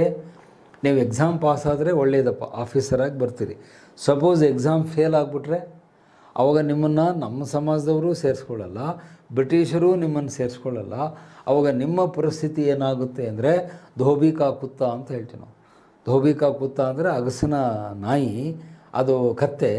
ಈ ಕಡೆ ಇದನ್ನೂ ಕಾಯಲಿಲ್ಲ, ಮನೇನೂ ಕಾಯಲಿಲ್ಲ, ಅವನ ಬಟ್ಟೆನೂ ಕಾಯಲಿಲ್ಲ ಅಂತ ಧೋಬಿಕಾ ಕುತ್ತಾನ ಘರ್ಕಾನ ಘಾಟ್ಕ ಅಂತ ಹೇಳ್ತೀವಿ ಹಿಂದಿಯಲ್ಲಿ. ಆ ಥರ ಆಗ್ಬಿಡುತ್ತೆ ನಿಮ್ಮ ಪರಿಸ್ಥಿತಿ. ನೀವು ಈ ಕಡೆಗೆ ಭಾರತೀಯರಿಗೂ ಬೇಡದವರು ಆಗ್ತೀರಿ, ಬ್ರಿಟಿಷರಿಗೂ ಬೇಡದವರು ಆಗ್ತಾರೆ. ಎರಡೂ ಕಡೆಗೂ ಅನ್ವಾಂಟೆಡ್ ಫೆಲೋ ಅಂತ ಹೇಳ್ತೀವಿ. ಸೊ ಅದಕ್ಕೆ ಈ ಒಂದು ಸಮಸ್ಯೆಯನ್ನು ಯಾಕೆ ಅವನು ಸೃಷ್ಟಿ ಮಾಡಿದ ಅಂದರೆ ಅವನ ಉದ್ದೇಶ ಭಾರತೀಯರು ಪರೀಕ್ಷೆಯನ್ನು ಬರೀಲಿ ಅನ್ನುವುದಲ್ಲ, ಬರೀಬಾರ್ದು ಅನ್ನುವ ಉದ್ದೇಶಕ್ಕೆ ಈ ರೂಲ್ಸ್ ಮಾಡಿದ. ಮತ್ತು ಜೊತೆಗೆ ಇವನು ಬರೋಕ್ಕೆ ಮುಂಚೆ ಈ ರಿಟರ್ನ್ ಟೆಸ್ಟನ್ನು ನಾವೇನು ಮಾಡ್ತಿದ್ವಿ, ನಮ್ಮ ದೇಶದಲ್ಲೇ ಬರಿತಿದ್ವಿ, ಇಂಡಿಯಾದಲ್ಲೇ ಬರಿತಿದ್ವಿ. 3 ಸೆಂಟ್ರ್ಗಳು ಕೂಡ ಇದ್ದವು. ಯಾವ್ಯಾವುದು? ಕಲ್ಕತ್ತಾ, ಬಾಂಬೆ, ಮೆಡ್ರಾಸ್. ಸೊ ಕಲ್ಕತ್ತಾ, ಬಾಂಬೆ, ಮೆಡ್ರಾಸಲ್ಲಿ ಇದ್ದುಕೊಂಡೇ ನಾವು ಪರೀಕ್ಷೆಯನ್ನು ಬರಿತಿದ್ವಿ ಇವನು ಬರೋಕ್ಕೆ ಮುಂಚೆ. ಆದರೆ ಈಗ ಅವನು ಹೇಳ್ದ, ನೋ, ಭಾರತೀಯರು ಎಲ್ಲರೂ ಲಂಡನ್ನಿಗೆ ಬರಬೇಕು, ಅಲ್ಲಿ ಬಂದೇ ಪರೀಕ್ಷೆ ಬರೀಬೇಕು ಅಂತ ಹೇಳಿದ್ರಿಂದ ಭಾರತೀಯ ಯುವಕರಿಗೆ, ವಿಶೇಷವಾಗಿ ಮಧ್ಯಮ ವರ್ಗದ ವಿದ್ಯಾವಂತ ಯುವಕರಿಗೆ ಇದು ಬಹಳ ದೊಡ್ಡ ನಿರಾಶೆ, ಕೊಡಲಿ ಪೆಟ್ಟನ್ನು ಕೊಡ್ತು. ಹಾಗಾಗಿ ನಮ್ಮ ಯುವಕರು ಕೂಡ ಯಾರನ್ನು ವಿರೋಧ ಮಾಡಲಿಕ್ಕೆ ಸ್ಟಾರ್ಟ್ ಮಾಡಿದ್ರು, ಲಾರ್ಡ್ ಲಿಟ್ಟನನ್ನು ಒಂಥರ ದ್ವೇಷ ಮಾಡಲಿಕ್ಕೆ, ಇವನು ಅಂತ ವೈಸ್ರಾಯ್, ಕೆಟ್ಟ ವೈಸ್ರಾಯ್ ಅಂತ ಅವನನ್ನು ಬೈಯುವುದಕ್ಕೆ ನಮ್ಮ ಅಂದಿನ ಕಾಲದ ಯುವಕರು ಅವನು ಬೈಯಲಿಕ್ಕೆ ಸ್ಟಾರ್ಟ್ ಮಾಡಿದರು. ಇದು 2ನೇ ಬದಲಾವಣೆ. ಇನ್ನು 3ನೇ ರೂಲ್ಸ್ ಅವನೇನು ಚೇಂಜ್ ಮಾಡ್ತಾನೆ ಅಂತ ಹೇಳಿದ್ರೆ, ಹೊಸದಾಗಿ 2 ಟೆಸ್ಟನ್ನು ಭಾರತೀಯರಿಗೆ ಇಡ್ತಾನೆ. ಏನದು? ಹಾರ್ಸ್ ರೈಡಿಂಗ್, ಅದು ನೋಟ್ ಮಾಡಿ, ಮತ್ತು ರೈಫಲ್ ಶೂಟಿಂಗ್. ಇದನ್ನು ಕಂಪಲ್ಸರಿ ಮಾಡ್ತಾನೆ. ಭಾರತೀಯ ಅಭ್ಯರ್ಥಿಗಳು ಪಾಸ್ ಆಗಬೇಕು ಅಂತ ಹೇಳಿದರೆ ಇದು ಕಡ್ಡಾಯ, ಇದರಲ್ಲಿ ನೀವು ತೇರ್ಗಡೆಗೊಳ್ಳಲೇಬೇಕು. ಭಾರತೀಯರಿಗೆ ಕಂಪಲ್ಸರಿ ಮಾಡ್ತಾನೆ. ಏನು? ಹಾರ್ಸ್ ರೈಡಿಂಗ್ ಮತ್ತು ರೈಫಲ್ ಶೂಟಿಂಗ್. ನಿಮಗೆ ಗೊತ್ತಿದೆ, ಭಾರತೀಯರಿಗೆ ಹಾರ್ಸ್ ರೈಡಿಂಗ್ ನಮಗೆ ಗೊತ್ತಿರಲಿಲ್ಲ. ಏಕೆಂದರೆ ಅದು ನಮ್ಮ ಸಂಸ್ಕೃತಿಯಲ್ಲಿಲ್ಲ. ನಮಗೆ ಎಮ್ಮೆ ಮೇಲೆ, ಆಕಳದ ಮೇಲೆ ಕೂತ್ಕೊಂಡು ಗೊತ್ತೇ ಹೊರತು ಕುದುರೆ ಮೇಲೆ ಯಾರೋ ದೊಡ್ಡ ಶ್ರೀಮಂತರು, ಅರಸ ಮನೆತನದವರು ಕೂರ್ತಿರಬಹುದು, ಇಲ್ಲ ಅಂತ ಹೇಳಲ್ಲ ನಾನು. ಆದರೆ 90% ಜನರಿಗೆ ಕುದುರೆ ಸವಾರಿ ನಮ್ಮ ದೇಶದ ಜನರಿಗೆ ಗೊತ್ತಿರಲಿಲ್ಲ, ಸಾಮಾನ್ಯ ಜನರಿಗೆ ಗೊತ್ತಿರಲಿಲ್ಲ. ಆದರೆ ಈಗ ಅವನು ಏನು ಮಾಡ್ತಾನೆ, ಹಾರ್ಸ್ ರೈಡಿಂಗ್ ಕಂಪಲ್ಸರಿ. ಯಾರು ಕುದುರೆ ಸವಾರಿಯನ್ನು ಕರೆಕ್ಟಾಗಿ ಮಾಡ್ತಾರೆ ಅವ್ರನ್ನಷ್ಟೇ ಸೆಲೆಕ್ಟ್ ಮಾಡ್ತೀವಿ. ನೀವು ಕುದುರೆ ಸವಾರಿಯಲ್ಲಿ ಫೇಲ್ ಆದರೆ ನಿಮ್ಮನ್ನು ಡಿಸ್ಕ್ವಾಲಿಫೈ ಮಾಡ್ತೀವಿ, ಆಯ್ಕೆ ಮಾಡಲ್ಲ ಅಂತ ಹೇಳ್ದ. ಬರೀ ಇಷ್ಟೇ ಆಗಿದ್ದರೆ ಹೋಗಲಿ ಬಿಡು ಅನ್ಬೋದಾಗಿತ್ತು. ಅವನು ಕೆಟ್ಟ ಬುದ್ಧಿ ಎಷ್ಟಿತ್ತು ಅಂದರೆ, ಭಾರತೀಯರಿಗೋಸ್ಕರವಾಗಿ ಪರ್ಷಿಯಾದ ಯುದ್ಧ ಕುದುರೆಗಳನ್ನು ಅವನು ತರಿಸಿಟ್ಟಿರ್ತಿದ್ದಂತೆ. ಅಂದರೆ ನಿಮಗಿಲ್ಲಿ ರಸ್ತೆಯಲ್ಲಿ ನಿಂತಿರ್ತಾವಲ್ಲ ಸಾದಾ ಕುದುರೆಗಳು, ಜಟ್ಕಾ ಗಾಡಿ ಕುದುರೆಗಳು, ಟಾಂಗಾ ಅಂತ ಹೇಳ್ತೀವಿ ನಾವು ಅದಕ್ಕೆ ನಮ್ಮ ಉತ್ತರ ಕರ್ನಾಟಕದಲ್ಲಿ. ಆ ಟಾಂಗಾ ಕಟ್ಟಿರುವಂಥ ಕುದುರೆ ಅಂಥ ಕುದುರೆ ಅಲ್ಲ, ಅದನ್ನು ಯಾರು ಬೇಕಾದರೂ ಸವಾರಿ ಮಾಡ್ಬೋದು. ಇಲ್ಲಿ ಅವನು ಯುದ್ಧ ಕುದುರೆಗಳನ್ನು ತರಿಸಿದ್ದ ಪರ್ಷಿಯಾ ದೇಶದಿಂದ. ವಾರ್ ಹಾರ್ಸ್ ಅಂತ ಹೇಳ್ತೀವಿ. ಪರ್ಷಿಯಾದಿಂದ ಯುದ್ಧ ಕುದುರೆಯನ್ನು ತರಿಸಿ ಈ ಕುದುರೆಯನ್ನು ನೀವೇನು ಮಾಡಬೇಕು, ರೈಡಿಂಗ್ ಮಾಡಿ. ವಾರ್ ಹಾರ್ಸ್ ಅಂದರೆ ಯುದ್ಧ ಕುದುರೆ, ಭಾಳ ಕಷ್ಟ. ಅವೆಲ್ಲ 7 ಅಡಿ ಎತ್ತರ ಇರ್ತಿದ್ವು. ನಿಮ್ಗೆ ಗೊತ್ತಿದೆ, ಭಾರತೀಯರು ನಮ್ಮ ಹೈಟೇ 5 ಅಡಿ. ನಾವು ಯಾರು ಎತ್ತರ ಇರೋರು ಎಲ್ಲೋ ಒಬ್ಬರು ಇರ್ಬೋದು, ಅಮಿತಾಬ್ ಬಚ್ಚನ್ ಥರ. ನಾವೆಲ್ಲ ಎವರೇಜ್ ಹೈಟು ಇಂಡಿಯನ್ಸ್ ಅಂದರೆ 5 ಫೀಟ್ ಅಷ್ಟೇ ನಾವು. ಅವು ಕುದುರೆ ಎಷ್ಟು ಎತ್ತರ ಇರ್ತಿದ್ವು ಅಂದರೆ 7 ಅಡಿ ಎತ್ತರ ಇರ್ತಿದ್ವು. ಮತ್ತು ಅವು ಅನ್ಟ್ರೈನ್ಡ್ ಹಾರ್ಸ್, ಪಳಗಿದ ಕುದುರೆ ಎಲ್ಲವು, ಭಾಳ ವೈಲ್ಡಾಗಿ ಬಿಹೇವ್ ಮಾಡುವ ಕುದುರೆಗಳು. ಅಂಥ ಯುದ್ಧ ಕುದುರೆ ಮೇಲೆ ಕೂತು ನೀವು ಸವಾರಿ ಮಾಡಬೇಕು ಸಕ್ಸಸ್ಫುಲ್ಲಾಗಿ. ಫೇಲ್ ಆದರೆ ನಿಮ್ಮನ್ನ ICS ಪರೀಕ್ಷೆಗೆ ತಗೊಳ್ಳಲ್ಲ, ಅಧಿಕಾರಿ ಸೆಲೆಕ್ಟ್ ಮಾಡಲ್ಲ ಅಂತ ಹೇಳ್ದ. ಸೊ ಇದು ಅನವಶ್ಯಕವಾಗಿ ಕ್ರಿಯೇಟ್ ಮಾಡಿದ ಒಂದು ತೊಂದರೆ. ಇದು ಒಂದು ಕಡೆಗೆ. ಇನ್ನೊಂದು ಕಡೆಗೆ ರೈಫಲ್ ಶೂಟಿಂಗನ್ನು ಕಡ್ಡಾಯ ಮಾಡಿದ. ನೀವು ಹಾರ್ಸ್ ರೈಡಿಂಗ್ನಲ್ಲೂ ಕ್ಲಿಯರ್ ಆಗಬೇಕು, ಪ್ಲಸ್ ಬಂದೂಕನ್ನು ಚಲಾಯಿಸುವುದು, ಅದಕ್ಕೆ ರೈಫಲ್ ಶೂಟಿಂಗ್ ಅಂತ ಹೇಳ್ತೀವಿ. ಬಂದೂಕನ್ನು ಹಿಡಿದು ಸರಿಯಾಗಿ ಟಾರ್ಗೆಟನ್ನು ಶೂಟ್ ಮಾಡಬೇಕು. ನಿಮಗೆ ಗೊತ್ತಿದೆ, ಭಾರತೀಯರಿಗೆ ಈ ರೈಫಲ್ ಶೂಟಿಂಗ್ ಕೂಡ ಗೊತ್ತಿರಲಿಲ್ಲ. ಯಾಕಂದರೆ ಅದು ನಮ್ಮ ಸಂಸ್ಕೃತಿಯಲ್ಲಿಲ್ಲ. ನಾವು ಭಾಳ ಅಂದರೆ ಏನು ಖಡ್ಗ ಬೀಸೋದು, ಇಲ್ಲ ಲಾಠಿ ಬೀಸೋದು, ಭರ್ಚಿ ಎಸೆಯೋದು, ಇಂಥದ್ದು ನಮ್ಮ ಜನರಿಗೆ ಗೊತ್ತಿತ್ತು, ನಮ್ಮ ಸಂಸ್ಕೃತಿ ಅದು. ಆದರೆ ಈಗ ಇವನು ಮಾಡಿದ ರೈಫಲ್ ಶೂಟಿಂಗನ್ನು ಯಾರು ಕರೆಕ್ಟಾಗಿ ಮಾಡ್ತಾರೆ ಅವ್ರನ್ನಷ್ಟೇ ಆಯ್ಕೆ ಮಾಡ್ತೀವಿ. ಯಾರು ರೈಫಲ್ ಶೂಟಿಂಗ್ ಸರಿಯಾಗಿ ಮಾಡಲ್ಲ, they are disqualified, you are not selected for ICS. ಹಾಗಾಗಿ ಈ ಎರಡೂ ಹೊಸ ಪರೀಕ್ಷೆಗಳನ್ನು ಕಡ್ಡಾಯವಾಗಿ ನೆನ್ಪಿಟ್ಕೊಳ್ಳಿ, ವಾಲಂಟರಿ ಅಲ್ಲ, ನೀವು ಪಾಸ್ ಆಗಲೇಬೇಕು. ಇವೆರಡರಲ್ಲಿ ಕ್ವಾಲಿಫೈ ಆಗಲೇಬೇಕು. ಒಂದು ವೇಳೆ ಡಿಸ್ಕ್ವಾಲಿಫೈ ಆದರೆ ನಿಮ್ಮನ್ನು ICS ಅಧಿಕಾರಿ ಹುದ್ದೆಗೆ ಪರಿಗಣಿಸಲ್ಲ ಅಂತ ಹೇಳಿಬಿಟ್ಟ. ಸೊ ಇದರಿಂದ ಬಹಳಷ್ಟು ಜನ ಭಾರತೀಯ ಅಭ್ಯರ್ಥಿಗಳಿಗೆ ನಿರಾಶೆಯಾಯಿತು. ಅವರು ಎಕ್ಸಾಮ್ ಪಾಸ್ ಆಗಿದ್ದರೂ ಕೂಡ, ಒಳ್ಳೆಯ ಮಾರ್ಕ್ಸ್ ತೊಗೊಂಡಿದ್ದರೂ ಕೂಡ, ಹಾರ್ಸ್ ರೈಡಿಂಗ್ನಲ್ಲಿ ಮತ್ತು ರೈಫಲ್ ಶೂಟಿಂಗ್ನಲ್ಲಿ ಡಿಸ್ಕ್ವಾಲಿಫೈ ಆಗಿದ್ದಕ್ಕೆ ನೀವು ಸೆಲೆಕ್ಟ್ ಆಗಿಲ್ಲ ಅಂತ ಹೇಳಿ ಅವರನ್ನು ಲಂಡನ್ನಿಂದ ವಾಪಸ್ ಕಳಿಸ್ಬಿಡ್ತಿದ್ದ. ಸೊ ಹಾಗಾಗಿ ಇವನು ಮಾಡಿದಂಥ ಈ ಎಲ್ಲ ಹೊಸ ನಿಯಮಗಳು, ನ್ಯೂ ರೂಲ್ಸ್ ಏನಿವೆ, ಇದರ ಒಟ್ಟು ಉದ್ದೇಶ ಏನು ಅಂದರೆ ಆ್ಯಂಟಿ ಇಂಡಿಯನ್, ಭಾರತೀಯರು ಅಧಿಕಾರಿಗಳಾಗಬಾರ್ದು ಅನ್ನೋದೇ ಅವನ ಉದ್ದೇಶ. ಅದು ನೆನಪಿಟ್ಕೊಳ್ಳಿ. ಆ್ಯಂಟಿ ಇಂಡಿಯನ್ ಅಂದರೆ ಭಾರತ ವಿರೋಧಿ ನಿಯಮಗಳನ್ನು ಮಾಡಿ ಭಾರತೀಯ ಯುವಕರು ಆಫೀಸರ್ ಆಗಬಾರ್ದು ಅನ್ನುವ ಕೆಟ್ಟ ಉದ್ದೇಶ ಇಟ್ಕೊಂಡೇ ಈ ಎಲ್ಲ ನಿಯಮಗಳನ್ನು ಮಾಡ್ತಾನೆ. ಹಾಗಾಗಿ ನಮ್ಮ ಯುವಕರು ಕೂಡ ಲಾರ್ಡ್ ಲಿಟ್ಟನ್ನಿಗೆ ಹಿಡೀ ಶಾಪ ಹಾಕಿದರು ಅಂತ ಹೇಳ್ತೀವಿ. They cursed the Indian educated youth cursed lord Lytton ಅಂತ ಬರೀತಾರೆ ಪುಸ್ತಕದಲ್ಲಿ. ಅಂದರೆ ಹಿಡೀ ಶಾಪ ಹಾಕಿದರು. ಏನಪ್ಪ, ಎಂಥ ಕೆಟ್ಟ ವೈಸ್ರಾಯ್ ಬಂದ. ನಿಮ್ಮ ವಿದ್ಯಾರ್ಥಿಗಳ ಭಾಷೆಯಲ್ಲಿ ಹೇಳೋದಾದರೆ ಗೋಳು ಹೊಯ್ಕೊಂಡ ಅಂತ ಹೇಳ್ತಾರೆ. ಏನು ಸರ್ ಭಾರಿ ಗೋಳು ಹೊಯ್ಕೋತಾರೆ ಅಂತ ಹೇಳ್ತಿರಲ್ಲ, ಆ ಗೋಳು ಹೊಯ್ಕೊಳ್ಳೋ ಕೆಲಸ ಯಾರು ಮಾಡಿದರು ಅಂದರೆ ಲಾರ್ಡ್ ಲಿಟ್ಟನ್ ಮಾಡಿದ. ಸೊ ನನ್ನ ಪ್ರಕಾರ ಇದು ಅವಶ್ಯಕತೆ ಇರಲಿಲ್ಲ, ಇದನ್ನು ಮಾಡುವ ಅಗತ್ಯ ಇರಲಿಲ್ಲ. ಮೊದಲು ಹೇಗಿತ್ತೋ ಅದೇ ಥರ ಪರೀಕ್ಷೆ ನಡೆಸಿದರೆ ಏನು ಸಮಸ್ಯೆ ಇರಲಿಲ್ಲ. ಆದರೆ ಅವನ ಉದ್ದೇಶ ಭಾರತೀಯರನ್ನು ತುಳಿಬೇಕು ಅಂತಿದ್ದರಿಂದ ಈ ಎಲ್ಲ ಅನ್ನೆಸೆಸರಿ, ಅನಾವಶ್ಯಕವಾದ ನಿಯಮಗಳನ್ನು ತಂದು ಗೊಂದಲವನ್ನು, ಗಲಿಬಿಲಿಯನ್ನು ಸೃಷ್ಟಿ ಮಾಡಿದ ಅಂತ. ಇನ್ನು ಅವನ ಕಾಲದ ಕೊನೆಯ ಘಟನೆ ಇನ್ನೊಂದು ಪಾಯಿಂಟ್ ಇದೆ, ಅದನ್ನು ಹೇಳ್ತೇನೆ. ನೆಕ್ಸ್ಟ್ ಲಾಸ್ಟ್ ಪಾಯಿಂಟ್ ಅದು starting of Anglo Mohammedan Oriental College in Aligarh in 1879. ಈ ಕಾಲೇಜ್ ಯಾವಾಗ ಸ್ಟಾರ್ಟ್ ಆಗುತ್ತೆ ಅಂದರೆ 1879ರಲ್ಲಿ ಈ ಕಾಲೇಜು ಆರಂಭ ಆಗುತ್ತೆ. ಇದನ್ನು ಜನಪ್ರಿಯವಾಗಿ ಏನಂತ ಕರೀತಾರೆ ಅಂದರೆ ಅಲಿಘಡ್ ಶಾಲೆ ಅಂತ ಕರೀತಾರೆ. ಅಲಿಘಡ್ ಅಥವಾ ಅಲಿಘರ್ ಕಾಲೇಜ್ ಅಂತ ಹೇಳ್ತೀವಿ. ಜನಪ್ರಿಯವಾಗಿ ಅದನ್ನು ಅಲಿಘಡ್ ಕಾಲೇಜ್ ಅಂತ ಕರೀತಾರೆ. ಈ ಕಾಲೇಜನ್ನು 1879ರಲ್ಲಿ ಸ್ಟಾರ್ಟ್ ಮಾಡ್ತಾನೆ, ಇವನೇ ಆರಂಭ ಮಾಡ್ತಾನೆ. ಮತ್ತು ಆಗಿನ ಕಾಲದಲ್ಲಿ ಈ ಕಾಲೇಜಿಗೆ 1,00,000 ರೂಪಾಯಿಗಳ ಅನುದಾನ ಕೊಡ್ತಾನೆ. ಇದು ಭಾಳ ಇಂಪಾರ್ಟೆಂಟ್ ಪಾಯಿಂಟು. ಅನುದಾನವನ್ನು ಸ್ಯಾಂಕ್ಷನ್ ಮಾಡ್ತಾನೆ, 1,00,000 ರೂಪಾಯಿ ಗ್ರ್ಯಾಂಟನ್ನು ಕೊಡ್ತಾನೆ. ಇಲ್ಲಿ ನೀವೇನು ಗಮನ ಕೊಟ್ಟು ಕೇಳಬೇಕು ಅಂದರೆ, ಸರ್ ಕಾಲೇಜ್ ಸ್ಟಾರ್ಟ್ ಮಾಡಿದರೆ ನೀವು ಯಾಕೆ ಸರ್ ಅವನು ಬೈತೀರಿ, ಏನು ತಪ್ಪಿದೆ, ಒಳ್ಳೇದಾಯ್ತಲ್ಲ ಅಂತ ನೀವು ಅನ್ಬೋದು. ಆದರೆ ಅದು ಸ್ವಲ್ಪ ಬಿಡಿಸಿ ಹೇಳಿದರೆ ನಿಮ್ಗೆ ಅರ್ಥ ಆಗುತ್ತೆ. ಈ ಕಾಲೇಜ್ ಸ್ಥಾಪನೆಯ ಹಿಂದೆ ಅವನದ ಉದ್ದೇಶ ಏನಿತ್ತು ಅಂದರೆ ಕೋಮುವಾದದ ಉದ್ದೇಶ ಇಟ್ಕೊಂಡಿದ್ದ. ಕೋಮುವಾದದ ದುರುದ್ದೇಶ ಇಟ್ಟುಕೊಂಡು ಅವನದನ್ನು ಸ್ಟಾರ್ಟ್ ಮಾಡಿದ. ಏನದು ಕೋಮುವಾದದ ದುರುದ್ದೇಶ ಅಂತಂದರೆ, ಮುಸ್ಲಿಮರು ಬ್ರಿಟಿಷರ ಕಡೆಗೆ ಬರಬೇಕು, ಮುಸ್ಲಿಮರು ಬ್ರಿಟಿಷರ ಪರವಾಗಿ ಸಪೋರ್ಟ್ ಮಾಡಬೇಕು ಅನ್ನೋದು ಅವನ ಉದ್ದೇಶ.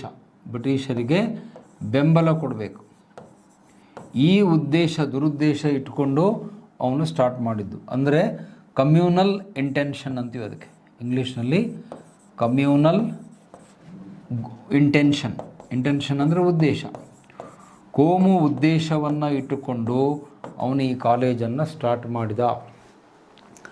ಅವನು ಸದುದ್ದೇಶ ಇಟ್ಕೊಂಡು ಕಾಲೇಜ್ ಸ್ಟಾರ್ಟ್ ಮಾಡಿದರೆ ನಮ್ಮದೇನು ತಕರಾರಿಲ್ಲ, ಇನ್ನೂ 100 ಕಾಲೇಜ್ ಮಾಡ್ಕೊಳ್ಳಪ್ಪ ಅಂತ ಹೇಳ್ತಿದ್ದೆ. ಆದರೆ ಅವನು ಈ ಕಾಲೇಜನ್ನು ಸ್ಟಾರ್ಟ್ ಮಾಡಿದ್ದು ಯಾಕೆ ಅಂದರೆ ಹಿಂದೂ ಮುಸ್ಲಿಮರಲ್ಲಿ ಜಗಳ ಹಚ್ಚಬೇಕು, ಹಿಂದೂ ಮುಸ್ಲಿಂ ಪ್ರತ್ಯೇಕತೆಯನ್ನು ಸ್ಟಾರ್ಟ್ ಮಾಡಬೇಕು. ಹಿಂದೂ ಮುಸ್ಲಿಂ ಪ್ರತ್ಯೇಕತೆ, ಸೊ ಅವ್ರು ಬೇರೆ ಇವ್ರು ಬೇರೆ ಅನ್ನೋದನ್ನು ನಮ್ಮ ತಲೆಯಲ್ಲಿ ಬಿತ್ತಬೇಕಾಗಿತ್ತು. ಹಿಂದೂ ವರ್ಸಸ್ ಮುಸ್ಲಿಂ ಪ್ರತ್ಯೇಕತೆಯನ್ನು ಮಾಡಿ ನಮ್ಮಲ್ಲಿ ಕೋಮು ಭಾವನೆಯನ್ನು ಪ್ರಚೋದಿಸುವುದು ಅವನ ಉದ್ದೇಶ. ಕೋಮುವಾದಕ್ಕೆ ಪ್ರಚೋದನೆ ಅಂತ ಹೇಳ್ತೀವಿ. ಆ ಕೋಮು ಭಾವನೆಗಳನ್ನು ಪ್ರಚೋದನೆ ಮಾಡುವುದು ಅವನ ಉದ್ದೇಶ. ಅದಕ್ಕೆ ಅವನು ಈ ಕಾಲೇಜನ್ನು ಸ್ಟಾರ್ಟ್ ಮಾಡಿದ. ಮತ್ತು ಆಗಿನ ಕಾಲದಲ್ಲಿ ಒಬ್ಬ ಒಳ್ಳೆಯ ಮುಸ್ಲಿಂ ಮುಖಂಡರಿದ್ದರು, ಎಲ್ಲಿ ಅಲಿಗಢದಲ್ಲಿ. ಅವ್ರ ಹೆಸರು ನಿಮಗೆಲ್ಲ ಬಹುಶಃ ಗೊತ್ತಿರುತ್ತೆ, ಸರ್ ಸೈಯದ್ ಅಹಮದ್ ಖಾನ್ ಅಂತ. ಅವರು ಒಳ್ಳೆಯ ನಾಯಕರು, ಅವ್ರ ಬಗ್ಗೆ ನಾನು ಕ್ರಿಟಿಸಿಸನ್ ಮಾಡಲ್ಲ. ಸೈಯದ್ ಅಹಮದ್ ಖಾನ್ ಪ್ರಗತಿಪರ ಮುಸ್ಲಿಂ ಮುಖಂಡರು ಇದ್ದರು ಆಗಿನ ಕಾಲದಲ್ಲಿ. ಅವರು ಈ ಮುಸ್ಲಿಮರಿಗೆ ಶಿಕ್ಷಣ ಕೊಡಬೇಕು ಅನ್ನೋದು ಅವರ ಬೇಡಿಕೆ ಇತ್ತು. ಅವರು ಶಿಕ್ಷಣ ಪ್ರೇಮಿನಿ ಕೂಡ ಆಗಿದ್ದರು. ಈ was a great lover of education, sir Syed Ahmad Khan ಅಂತ. ಅವರು ಹೇಳ್ತಾರೆ, ನಮ್ಮ ಮುಸ್ಲಿಮರಿಗೆ ಶಿಕ್ಷಣ ಕೊಡಲಿಕ್ಕೆ ನಮಗೆ ಒಂದು ಸಂಸ್ಥೆಯನ್ನು ಕಟ್ಟಿಕೊಡಿ, ನಾವು ಒಂದು ಕಾಲೇಜ್ ಮಾಡಬೇಕು ಅಂತ ಹೇಳಿದಾಗ ಇವನು 1,00,000 ರೂಪಾಯಿ ಗ್ರ್ಯಾಂಟನ್ನು ಸ್ಯಾಂಕ್ಷನ್ ಮಾಡ್ತಾನೆ. ನೀವೇನು ಕಾಳಜಿ ಮಾಡಬೇಡ್ರಿ, 1,00,000 ರೂಪಾಯಿ ಗ್ರ್ಯಾಂಟ್ ಕೊಡ್ತೇನೆ, ದೊಡ್ಡ ಕಾಲೇಜ್ ಕಟ್ಟ್ರಿ ಅಂತ ಹೇಳ್ತಾನೆ. ಕಾಲೇಜ್ ಕಟ್ಟಲಿಕ್ಕೆ ನಮ್ಮದೇನು ತಕರಾರಿಲ್ಲ, ಒಳ್ಳೆ ಕೆಲಸ ಮಾಡಿರಿ. ಆದರೆ ಆ ಕಾಲೇಜ್ ಕಟ್ಟುವುದರ ಮೂಲಕ ಅವನ ಮನಸ್ಸಲ್ಲಿ ಏನು ಇಟ್ಕೊಂಡಿದ್ದ ಅಂದರೆ ಕೋಮುವಾದವನ್ನು ಈ ದೇಶದಲ್ಲಿ ಬೆಳೆಸಬೇಕು. ಹಿಂದೂಗಳು ಬೇರೆ, ಮುಸ್ಲಿಮರು ಬೇರೆ, ಮುಸ್ಲಿಮರು ಹಿಂದೂಗಳೊಂದಿಗೆ ಜಗಳ ಆಡಬೇಕು, ಮುಸ್ಲಿಮರು ಬ್ರಿಟಿಷರಿಗೆ ಸಪೋರ್ಟ್ ಮಾಡಬೇಕು ಅನ್ನುವ ದುರುದ್ದೇಶ ಇಟ್ಕೊಂಡು ಈ ಕಾಲೇಜನ್ನು ಸ್ಟಾಪ್ ಮಾಡ್ತಾನೆ. ಮುಂದಿನ ವರ್ಷಗಳಲ್ಲಿ, ಈಗಲ್ಲ ಮುಂದಿನ ವರ್ಷಗಳಲ್ಲಿ ಅಲಿಘಡ್ ಏನಿದೆ ಇದೇನಾಗುತ್ತೆ, ಕೋಮುವಾದದ ಕೇಂದ್ರ ಬಿಂದು ಆಗುತ್ತೆ. Aligarh became the hot centre of communal politics ಅಂತ ಹೇಳ್ತೀವಿ. ಹಾಟ್ ಸೆಂಟರ್ ಆಫ್ ಕಮ್ಯುನಲಿಸಮ್ ಅಂತ ಇಂಗ್ಲೀಷಲ್ಲಿ ಹೇಳ್ತೀವಿ. ಕೋಮುವಾದದ ಪ್ರಮುಖವಾದ ಒಂದು ಕೇಂದ್ರವಾಗಿ ಏನಾಗುತ್ತೆ, ಅಲಿಘಡ್ ಬೆಳೆಯುತ್ತೆ. ಮುಂದಿನ ದಿನಗಳಲ್ಲಿ, ಈಗಲ್ಲ ಮುಂಬರುವ ವರ್ಷಗಳಲ್ಲಿ ಅಲಿಘಡ್, ಉತ್ತರ ಪ್ರದೇಶದ ಅಲಿಘಡು ಕೋಮುವಾದದ, ಮುಸ್ಲಿಂವಾದದ, ಪ್ರತ್ಯೇಕತಾವಾದದ ಕೇಂದ್ರವಾಗುತ್ತೆ. ಇಲ್ಲಿ ಕಾಲೇಜ್ ಅಂತ ಸ್ಟಾರ್ಟ್ ಆಗಿದ್ದು ಮುಂದಿನ ದಿನಗಳಲ್ಲಿ ಅದೇನಾಗುತ್ತೆ, ಯೂನಿವರ್ಸಿಟಿ ಆಗುತ್ತೆ. ಇವತ್ತು ನೀವು ಅಲಿಘಡ್ಗೆ ಹೋದರೆ ಅದನ್ನು AMU ಅಂತ ಕರೀತಾರೆ. AMU ಅಂದ್ರೇನು, Aligarh Muslim university, Aligarh Muslim ವಿಶ್ವವಿದ್ಯಾಲಯ ಆಗಿದೆ. ಅರ್ಥ ಆಯ್ತಾ? ಸೊ ಅಂದರೆ ಇಲ್ಲಿ ಮುಸ್ಲಿಂ ಅನ್ನೋ ಪದವನ್ನು ಅಂಡರ್ಲೈನ್ ಮಾಡ್ಕೊಳ್ಳಿ. ಅವ್ರು ಬರೀ ಯೂನಿವರ್ಸಿಟಿ ಮಾಡಿದರೆ ನಮ್ಮದೇನು ತಕರಾರಿಲ್ಲ, ಇನ್ನೂ 100 ಯೂನಿವರ್ಸಿಟಿ ಮಾಡಿರಿ, ಐ ಸಪೋರ್ಟ್. ಅಲಿಘಡ್ ಮುಸ್ಲಿಂ ಅಂತ ಏನು ಪದ ಬಳಸಿದ್ರು ಇದು ಕೋಮುವಾದಕ್ಕೆ ದಾರಿಯಾಗುತ್ತೆ, ಕೋಮು ಗಲಾಟೆಗೆ ದಾರಿಯಾಗುತ್ತೆ. ಈಗ ನಾವು ನೋಡ್ತಿದ್ದೀವಿ, ಈಗ ನಿಮ್ಮ ಹಿಜಾಬ್ ವಿವಾದ ಎದ್ದಿದೆ, ಅದು ಇದೇ ಹಿನ್ನೆಲೆಯಲ್ಲಿ ಬರ್ತಕ್ಕಂಥದ್ದು. ಈಗ ಅದರ ಚರ್ಚೆಗೆ ನಾನು ಹೋಗಲ್ಲ. ಸೊ ಆ ಮುಸ್ಲಿಮರನ್ನು ಪ್ರತ್ಯೇಕಿಸಿ ಅವರ ಕೋಮುವಾದವನ್ನು ಬೆಳೆಸುವ ಉದ್ದೇಶ ಇಟ್ಕೊಂಡು ಅವನೇನು ಮಾಡಿದ, ಈ ಕಾಲೇಜ್ ಸ್ಟಾರ್ಟ್ ಮಾಡ್ತಾನೆ. ಮುಂದೆ ನಮ್ಮ ನಾಯಕರು ಹಿಂದೂಗಳು ಏನು ಮಾಡ್ತಾರೆ, ಇವನು ಮುಸ್ಲಿಂ ಯೂನಿವರ್ಸಿಟಿ ಮಾಡಿದ್ದಕ್ಕೆ ಪ್ರತಿಯಾಗಿ ನಮ್ಮ ನಾಯಕರು ಬನಾರಸ್ಸಲ್ಲಿ ಏನು ಮಾಡ್ತಾರೆ, ಹಿಂದೂ ಯೂನಿವರ್ಸಿಟಿಯನ್ನು ಸ್ಟಾರ್ಟ್ ಮಾಡ್ತಾರೆ. ಅದನ್ನು ಬನಾರಸ್ ಹಿಂದೂ ಯೂನಿವರ್ಸಿಟಿ ಅಂತ ಹೇಳ್ತೀವಿ. ಅದನ್ನು ಸ್ಟಾರ್ಟ್ ಮಾಡಿದವರು ಯಾರು, ಮದನ್ ಮೋಹನ್ ಮಾಳವೀಯ. ಪಂಡಿತ್ ಮದನ್ ಮೋಹನ್ ಮಾಳವೀಯ ಅನ್ನುವರು ಹಿಂದೂ ಯೂನಿವರ್ಸಿಟಿಯನ್ನು ಬನಾರಸ್ನಲ್ಲಿ ಸ್ಟಾರ್ಟ್ ಮಾಡ್ತಾರೆ. ಅಲ್ಲಿ ಹಿಂದೂ ಅನ್ನೋ ವರ್ಡನ್ನು ಅಂಡರ್ಲೈನ್ ಮಾಡಿ, ಇದು ಹಿಂದೂ ಅನ್ನೋ ವರ್ಡನ್ನು ಅಂಡರ್ಲೈನ್ ಮಾಡಿ ಬನಾರಸ್ ಹಿಂದೂ ಯೂನಿವರ್ಸಿಟಿ ಅಂತ ಕರೀತಾರೆ. ಅಂದರೆ ನೋಡಿ, ಇಲ್ಲಿ ಗಮನ ಕೊಟ್ಟು ಕೇಳಿದರೆ ಅರ್ಥ ಆಗುತ್ತೆ. ಇದು ಮುಸ್ಲಿಂ ಯೂನಿವರ್ಸಿಟಿ, ಇದು ಹಿಂದೂ ಯೂನಿವರ್ಸಿಟಿ. ಇವರು ಅಲಿಘಡ್ ಯೂನಿವರ್ಸಿಟಿ ಅಂತ ಕರೆದಿದ್ರೆ ನಮ್ಮದೇನು ತಕರಾರಿಲ್ಲ, ವಂಡರ್ಫುಲ್, ಎಜುಕೇಷನ್ ಕೊಡಿ. ಇವರು ಬನಾರಸ್ ಯೂನಿವರ್ಸಿಟಿ ಅಂತ ಹೆಸರಿಟ್ಟಿದ್ರೆ ಅದಕ್ಕೂ ನನ್ನ ತಕರಾರಿಲ್ಲ, ಮಕ್ಕಳಿಗೆ ಓದ್ತಾರೆ, ವಿದ್ಯಾದಾನ ಮಾಡಿ. ಆದರೆ ಇವರು ಮುಸ್ಲಿಂ ಅಂತ ಮಾಡಿದರು, ಇವನ್ನ ಲೆಟರ್ನನ್ನು ಸೇರಿಸ್ಕೊಂಡು ನಮ್ಮ ನಾಯಕರು ಹಿಂದೂ ಯೂನಿವರ್ಸಿಟಿ ಅಂತ ಮಾಡಿ ಹಿಂದೂಗಳು ಇಲ್ಲಿ ಬರಬೇಕು, ಮುಸ್ಲಿಮರು ಇಲ್ಲಿ ಹೋಗಬೇಕು. ಈ ಪ್ರತ್ಯೇಕತೆ ಮುಂದೆ ದೇಶದಲ್ಲಿ ಬೆಳೆಯುತ್ತೆ. ಇವತ್ತಿದು ಯೂನಿವರ್ಸಿಟಿ ಇದೆ, today it is A university, Banaras Hindu university ಅಂತ ಕರಿತೀವಿ. ಇದನ್ನು ಅಲಿಘಡ್ ಮುಸ್ಲಿಂ ಯೂನಿವರ್ಸಿಟಿ ಅಂತ. ಈ ಎರಡೂ ಯೂನಿವರ್ಸಿಟಿಗಳು ಈಗಲೂ ಜೀವಂತವಾಗಿವೆ, ಈಗಲೂ ನೀವು ಉತ್ತರ ಪ್ರದೇಶಕ್ಕೆ ಹೋದರೆ ಎರಡೂ ನೋಡ್ಬೋದು. ಅಲಿಘಡು ಉತ್ತರ ಪ್ರದೇಶದಲ್ಲಿದೆ, ಬನಾರಸ್ ಕೂಡ ಉತ್ತರ ಪ್ರದೇಶದಲ್ಲಿದೆ. ನಮ್ಮ ಪ್ರಧಾನಮಂತ್ರಿ ಮೋದಿಜಿಯವರು ಇಲ್ಲಿಂದನೇ MP ಆಗಿ ಆರಿಸಿರೋದು, ನಿಮಗೆ ಗೊತ್ತಿದೆ. ಕರೆಂಟ್ ಅಫೇರ್ಸಲ್ಲೇ ಅವರ ಮತಕ್ಷೇತ್ರ ಯಾವುದು ಅಂದರೆ ಬನಾರಸ್ಸು, ಅಲ್ಲಿಂದ MP ಆಗಿ ಎಲೆಕ್ಟ್ ಆಗಿದ್ದಾರೆ ನಮ್ಮ ಮೋದಿಯವರು, ದೇಶದ ಪ್ರಧಾನಮಂತ್ರಿಗಳು. ಅಂದರೆ ಇದನ್ನ ಯಾಕೆ ಇಲ್ಲಿ ಇಂಟ್ರಡಕ್ಷನ್ ಕೊಡ್ತಿದ್ದೀನಿ ನಿಮಗೆ ಅಂದರೆ, ಅವನು ಬರೀ ಕಾಲೇಜನ್ನು ಸ್ಟಾರ್ಟ್ ಮಾಡಿದರೆ, ಆಂಗ್ಲೋ ಅಂದರೆ ಬ್ರಿಟಿಷ್, ಮೊಹಮ್ಮಡನ್ ಅಂದರೆ ಮುಸ್ಲಿಂ, ಓರಿಯೆಂಟಲ್ ಕಾಲೇಜ್, ಓರಿಯೆಂಟಲ್ ಅಂದರೆ ಪೂರ್ವದಲ್ಲಿರುವ ಅಂತ ಅರ್ಥ. ಮತ್ತು ಅಲ್ಲಿಂದ ಕನ್ಫ್ಯೂಸ್ ಮಾಡ್ಕೋಬೇಡಿ, ಓರಿಯೆಂಟಲ್ ಅಂದರೆ ಈಸ್ಟ್, ಪೂರ್ವದಲ್ಲಿರುವ ಅಂತ ಅರ್ಥ. ಓರಿಯೆಂಟಲ್ ಅಂದರೆ ಈಸ್ಟ್ ಅಂತ ಅರ್ಥ, ಪೂರ್ವದಲ್ಲಿರುವ ಒಂದು ಕಾಲೇಜು ಅಂತ ಅರ್ಥ. ಸೊ ಅವನು ಬರೀ ಕಾಲೇಜನ್ನು ಸ್ಟಾರ್ಟ್ ಮಾಡಿದರೆ ನಾನು ಇದ್ರ ಬಗ್ಗೆ ವಿಸ್ತೃತವಾಗಿ ಮಾತಾಡ್ಲಿಕ್ಕೆ ಹೋಗ್ತಿರಲಿಲ್ಲ. ಒಳ್ಳೆ ಕೆಲಸ ಮಾಡಿದ, ವೆರಿ ಗುಡ್ ಅಂತ ಹೇಳ್ತಿದ್ದೆ. ಆದರೆ ಆ ಕಾಲೇಜಿನ ಹಿಂದೆ ಕೋಮುವಾದದ ದುರುದ್ದೇಶ ಇದೆ, ಕೆಟ್ಟ ಉದ್ದೇಶ ಇದೆ. ಅದನ್ನು ನಾನಿಲ್ಲಿ ಟೀಕೆ ಮಾಡೋದು. ಕಾಲೇಜ್ ಮಾಡಲಿಕ್ಕೆ ಯಾರೂ ಬೇಡ ಅನ್ನಲ್ಲ, ಒಳ್ಳೆ ಕೆಲಸ ಮಾಡಿರಿ ಅಂತ ಹೇಳ್ತೀವಿ.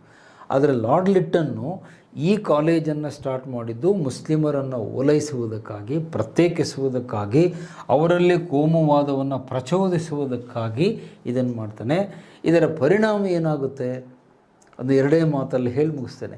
ಇಲ್ಲಿ ಸ್ಟಾರ್ಟ್ ಆದಂತಹ ಅಲಿಘಡ್ ಚಳುವಳಿ ಮುಂದಿನ ದಿನಗಳಲ್ಲಿ ಪ್ರತ್ಯೇಕವಾದಕ್ಕೆ ಕಾರಣ ಆಗುತ್ತೆ. ಫಾರ್ ಎಕ್ಸಾಂಪಲ್ 1906ರಲ್ಲಿ ಮುಸ್ಲಿಂ ಲೀಗ್ ಸ್ಥಾಪನೆ ಆಗುತ್ತೆ. ಅದು ಮುಂದೆ ಚರ್ಚೆಯಲ್ಲಿ ಹೇಳ್ತೀನಿ, ಈಗ ಜಸ್ಟ್ ಕೇಳಿಸ್ಕೊಡ್ರಿ. 1906ರಲ್ಲಿ ಮುಸ್ಲಿಂ ಲೀಗ್ ಸ್ಥಾಪನೆ ಆಗುತ್ತೆ. 1909ರಲ್ಲಿ ಮಿಂಟೋ ಮಾರ್ಲೆ ಸುಧಾರಣೆಗಳು ಅಂತ ಕಾಯ್ದೆ ಬರುತ್ತೆ. ಅಲ್ಲಿ ಮುಸ್ಲಿಮರಿಗೆ ಪ್ರತ್ಯೇಕವಾದ ಮೀಸಲಾತಿಯನ್ನು ಬ್ರಿಟಿಷರು ಕೊಡ್ತಾರೆ. ಯಾವಾಗ? 1909ನಲ್ಲಿ. ಆಮೇಲೆ ಮುಂದೆ 1926ರಲ್ಲಿ ಮೊಹಮ್ಮದ್ ಅಲಿ ಜಿನ್ನಾ ಅವನು ಅಸ್ತಿತ್ವಕ್ಕೆ ಬರ್ತಾನೆ. ಆ ಜಿನ್ನಾ ಮೊದಲ ಭಾಷಣ ಮಾಡಿದ್ದೆ ಅಲಿಘಡ್ದಲ್ಲಿ. ಜಿನ್ನಾ ಫಸ್ಟ್ ಭಾಷಣ ಮಾಡಿದ್ದೆ ಅಲಿಘಡ್ ಒಂದು ಕ್ಯಾಂಪಸ್ಸಲ್ಲಿ. ಅಲ್ಲಿ ಅವನು ಭಾಷಣ ಮಾಡ್ತಾನೆ, ಮುಸ್ಲಿಮರಿಗೆ ಪ್ರತ್ಯೇಕವಾದ ದೇಶ ಬೇಕು, ನಾವು ಭಾರತದಲ್ಲಿರಲ್ಲ, ನಮಗೆ ಬೇರೆ ದೇಶ ಬೇಕು ಅಂತ. ಆ ಪ್ರತ್ಯೇಕ ದೇಶದ ಬೇಡಿಕೆ ಬರೋದೇ ಅಲಿಘಡ್ದಿಂದ. ಅಂದರೆ ಅಲಿಘಡ್ ಸ್ಟಾರ್ಟ್ ಆಗಿದ್ದು ಯಾರಿಂದ? ಲಾರ್ಡ್ ಲಿಟ್ಟನ್ನಿಂದ. ಮುಂದೆ ಅದು ಕೋಮುವಾದದ ಕೇಂದ್ರ ಬಿಂದುವಾಗುತ್ತೆ. ಹಾಟ್ಸ್ಪಾಟ್, ನಾನಾಗಲೇ ಬೋರ್ಡ್ ಮೇಲೆ ಬರೆದೆ, hot centre of communal politics. ನಮ್ಮ ದೇಶದಲ್ಲಿ ಕೋಮು ರಾಜಕೀಯದ ಒಂದು ಕೇಂದ್ರ ಬಿಂದು ಯಾವುದಾಯಿತು? ಅಲಿಘಡ್ ಆಯಿತು. ಅದನ್ನು ಬೆಳೆಸಿದ್ಯಾರು, ಆ ಬೀಜವನ್ನು ಬಿತ್ತಿದ್ಯಾರು ಅಂದರೆ ಲಾರ್ಡ್ ಲಿಟ್ಟನ್. ಹಾಗಾಗಿ ಇತಿಹಾಸಕಾರರು ಲಿಟ್ಟನನ್ನು ಏನಂತ ಕರೆದಿದ್ದಾರೆ? Father of communal politics in India. ಆ ವರ್ಡ್ ನೆನ್ಪಿಟ್ಕೊಳ್ಳಿ, ಫಾದರ್ ಆಫ್ ಕಮ್ಯೂನಲ್ ಪಾಲಿಟಿಕ್ಸ್, ಕೋಮು ರಾಜಕೀಯದ ಪಿತಾಮಹ ಅಂತ ನಾವು ಹೇಳ್ತೀವಿ. ಕೋಮು ರಾಜಕೀಯ ಈ ದೇಶದಲ್ಲಿ ಯಾರಿಂದ ಸ್ಟಾರ್ಟ್ ಆಯಿತು ಅಂತ ಹೇಳಿದರೆ ಈ ಪುಣ್ಯಾತ್ಮ ಲಾರ್ಡ್ ಲಿಟ್ಟನ್ನಿಂದ ಆರಂಭ ಆಯಿತು ಅಂತ ಹೇಳ್ತೀವಿ. ಮುಂದೆ ಇನ್ನೊಬ್ಬ ವೈಸ್ರಾಯ್ ಬರ್ತಾನೆ ನಂತರದ ಚರ್ಚೆಯಲ್ಲಿ, ಲಾರ್ಡ್ ಕರ್ಜನ್ ಅಂತ ಬರ್ತಾನೆ. ಆವಾಗ ಬಂದಾಗ ಹೇಳ್ತೀನಿ, ಆ ಲಾರ್ಡ್ ಕರ್ಜನ್ನನ ಕಾಲದಲ್ಲಿ ಮತ್ತಷ್ಟು ಕೋಮುವಾದ ಬೆಳೆದು ಓಕೆ, ಅದನ್ನು ಮುಂದೆ ಬಂದಾಗ ಹೇಳ್ತೀನಿ ನೆಕ್ಸ್ಟ್ ಚರ್ಚೆಯಲ್ಲಿ. ಲಾರ್ಡ್ ಕರ್ಜನ್ನನ ಕಾಲದಲ್ಲಿ ಬಂದಾಗ ಪಾರ್ಟಿಷನ್ ಆಫ್ ಬೆಂಗಾಲ್, ನೋಡಿ ಇಲ್ಲಿ ಬರುತ್ತೆ, ನೆಕ್ಸ್ಟ್ ಕ್ಲಾಸಲ್ಲಿ ಹೇಳ್ತೀನಿ.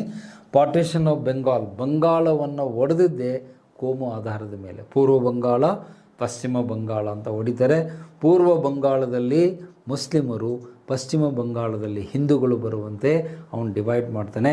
ಆ ಬಂಗಾಳವನ್ನು ಏನು ಡಿವೈಡ್ ಮಾಡ್ತಾನೆ 1905ರಲ್ಲಿ, ಅದೇ ಮುಂದೆ ನಮ್ಮ ದೇಶದ ವಿಭಜನೆಗೆ ಕಾರಣವಾಗುತ್ತೆ. ನೆನ್ಪಿಟ್ಕೊಳ್ಳಿ, partition of Bengal led to partition of India. ಈ ದೇಶವೇ ಒಡೆಯುವುದಕ್ಕೆ ಕಾರಣವಾಗುತ್ತೆ. ಅದಕ್ಕೆ ಕಾರಣ ಬುನಾದಿ ಹಾಕಿದವನು ಲಾರ್ಡ್ ಕರ್ಜನ್. ಮುಂದಿನ ಚರ್ಚೆಯಲ್ಲಿ ಅವನ ಬಗ್ಗೆ ಮಾತನಾಡ್ತೇನೆ. ಸೊ ಹೀಗೆ ಅಂತಿಮವಾಗಿ ಅದನ್ನು ಸಮಾರೋಪ ಮಾಡೋದಾದರೆ, ಲಾರ್ಡ್ ಲಿಟ್ಟನ್ನ ಒಂದು ಕಾಲವನ್ನು ನೀವೇನು ತಿಳ್ಕೊಳ್ಬೇಕು? ಭಾರತ ವಿರೋಧಿ ವೈಸ್ರಾಯ್. ಈ ದೇಶ ಕಂಡಂಥ ಅತ್ಯಂತ ಕೆಟ್ಟ ವೈಸ್ರಾಯ್ ಯಾರು ಅಂದರೆ ಲಾರ್ಡ್ ಲಿಟ್ಟನ್.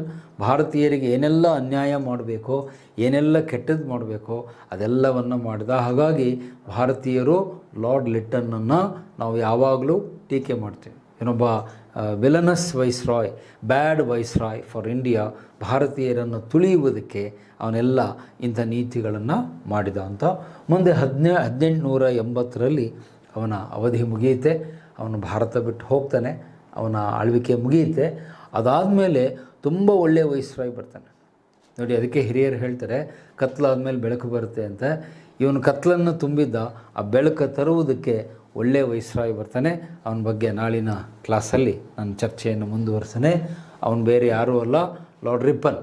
ಲಾರ್ಡ್ ರಿಪ್ಪನ್ ಅನ್ನೋನು ಮುಂದಿನ ವೈಸ್ರಾಯಾಗಿ ಬರ್ತಾನೆ. ಇವನೆಷ್ಟು ಕೆಟ್ಟದ್ದು ಮಾಡಿದ್ನೋ ಅಷ್ಟು ಒಳ್ಳೆಯದನ್ನು ಅವನು ನಮ್ಮ ದೇಶಕ್ಕೆ ಮಾಡ್ತಾನೆ. ಅವನೇನು ಮಾಡಿದ ಅನ್ನೋದು ನಾಳಿನ ತರಗತಿಯಲ್ಲಿ ನಾನು ಹೇಳ್ತೇನೆ. Okay, thank you.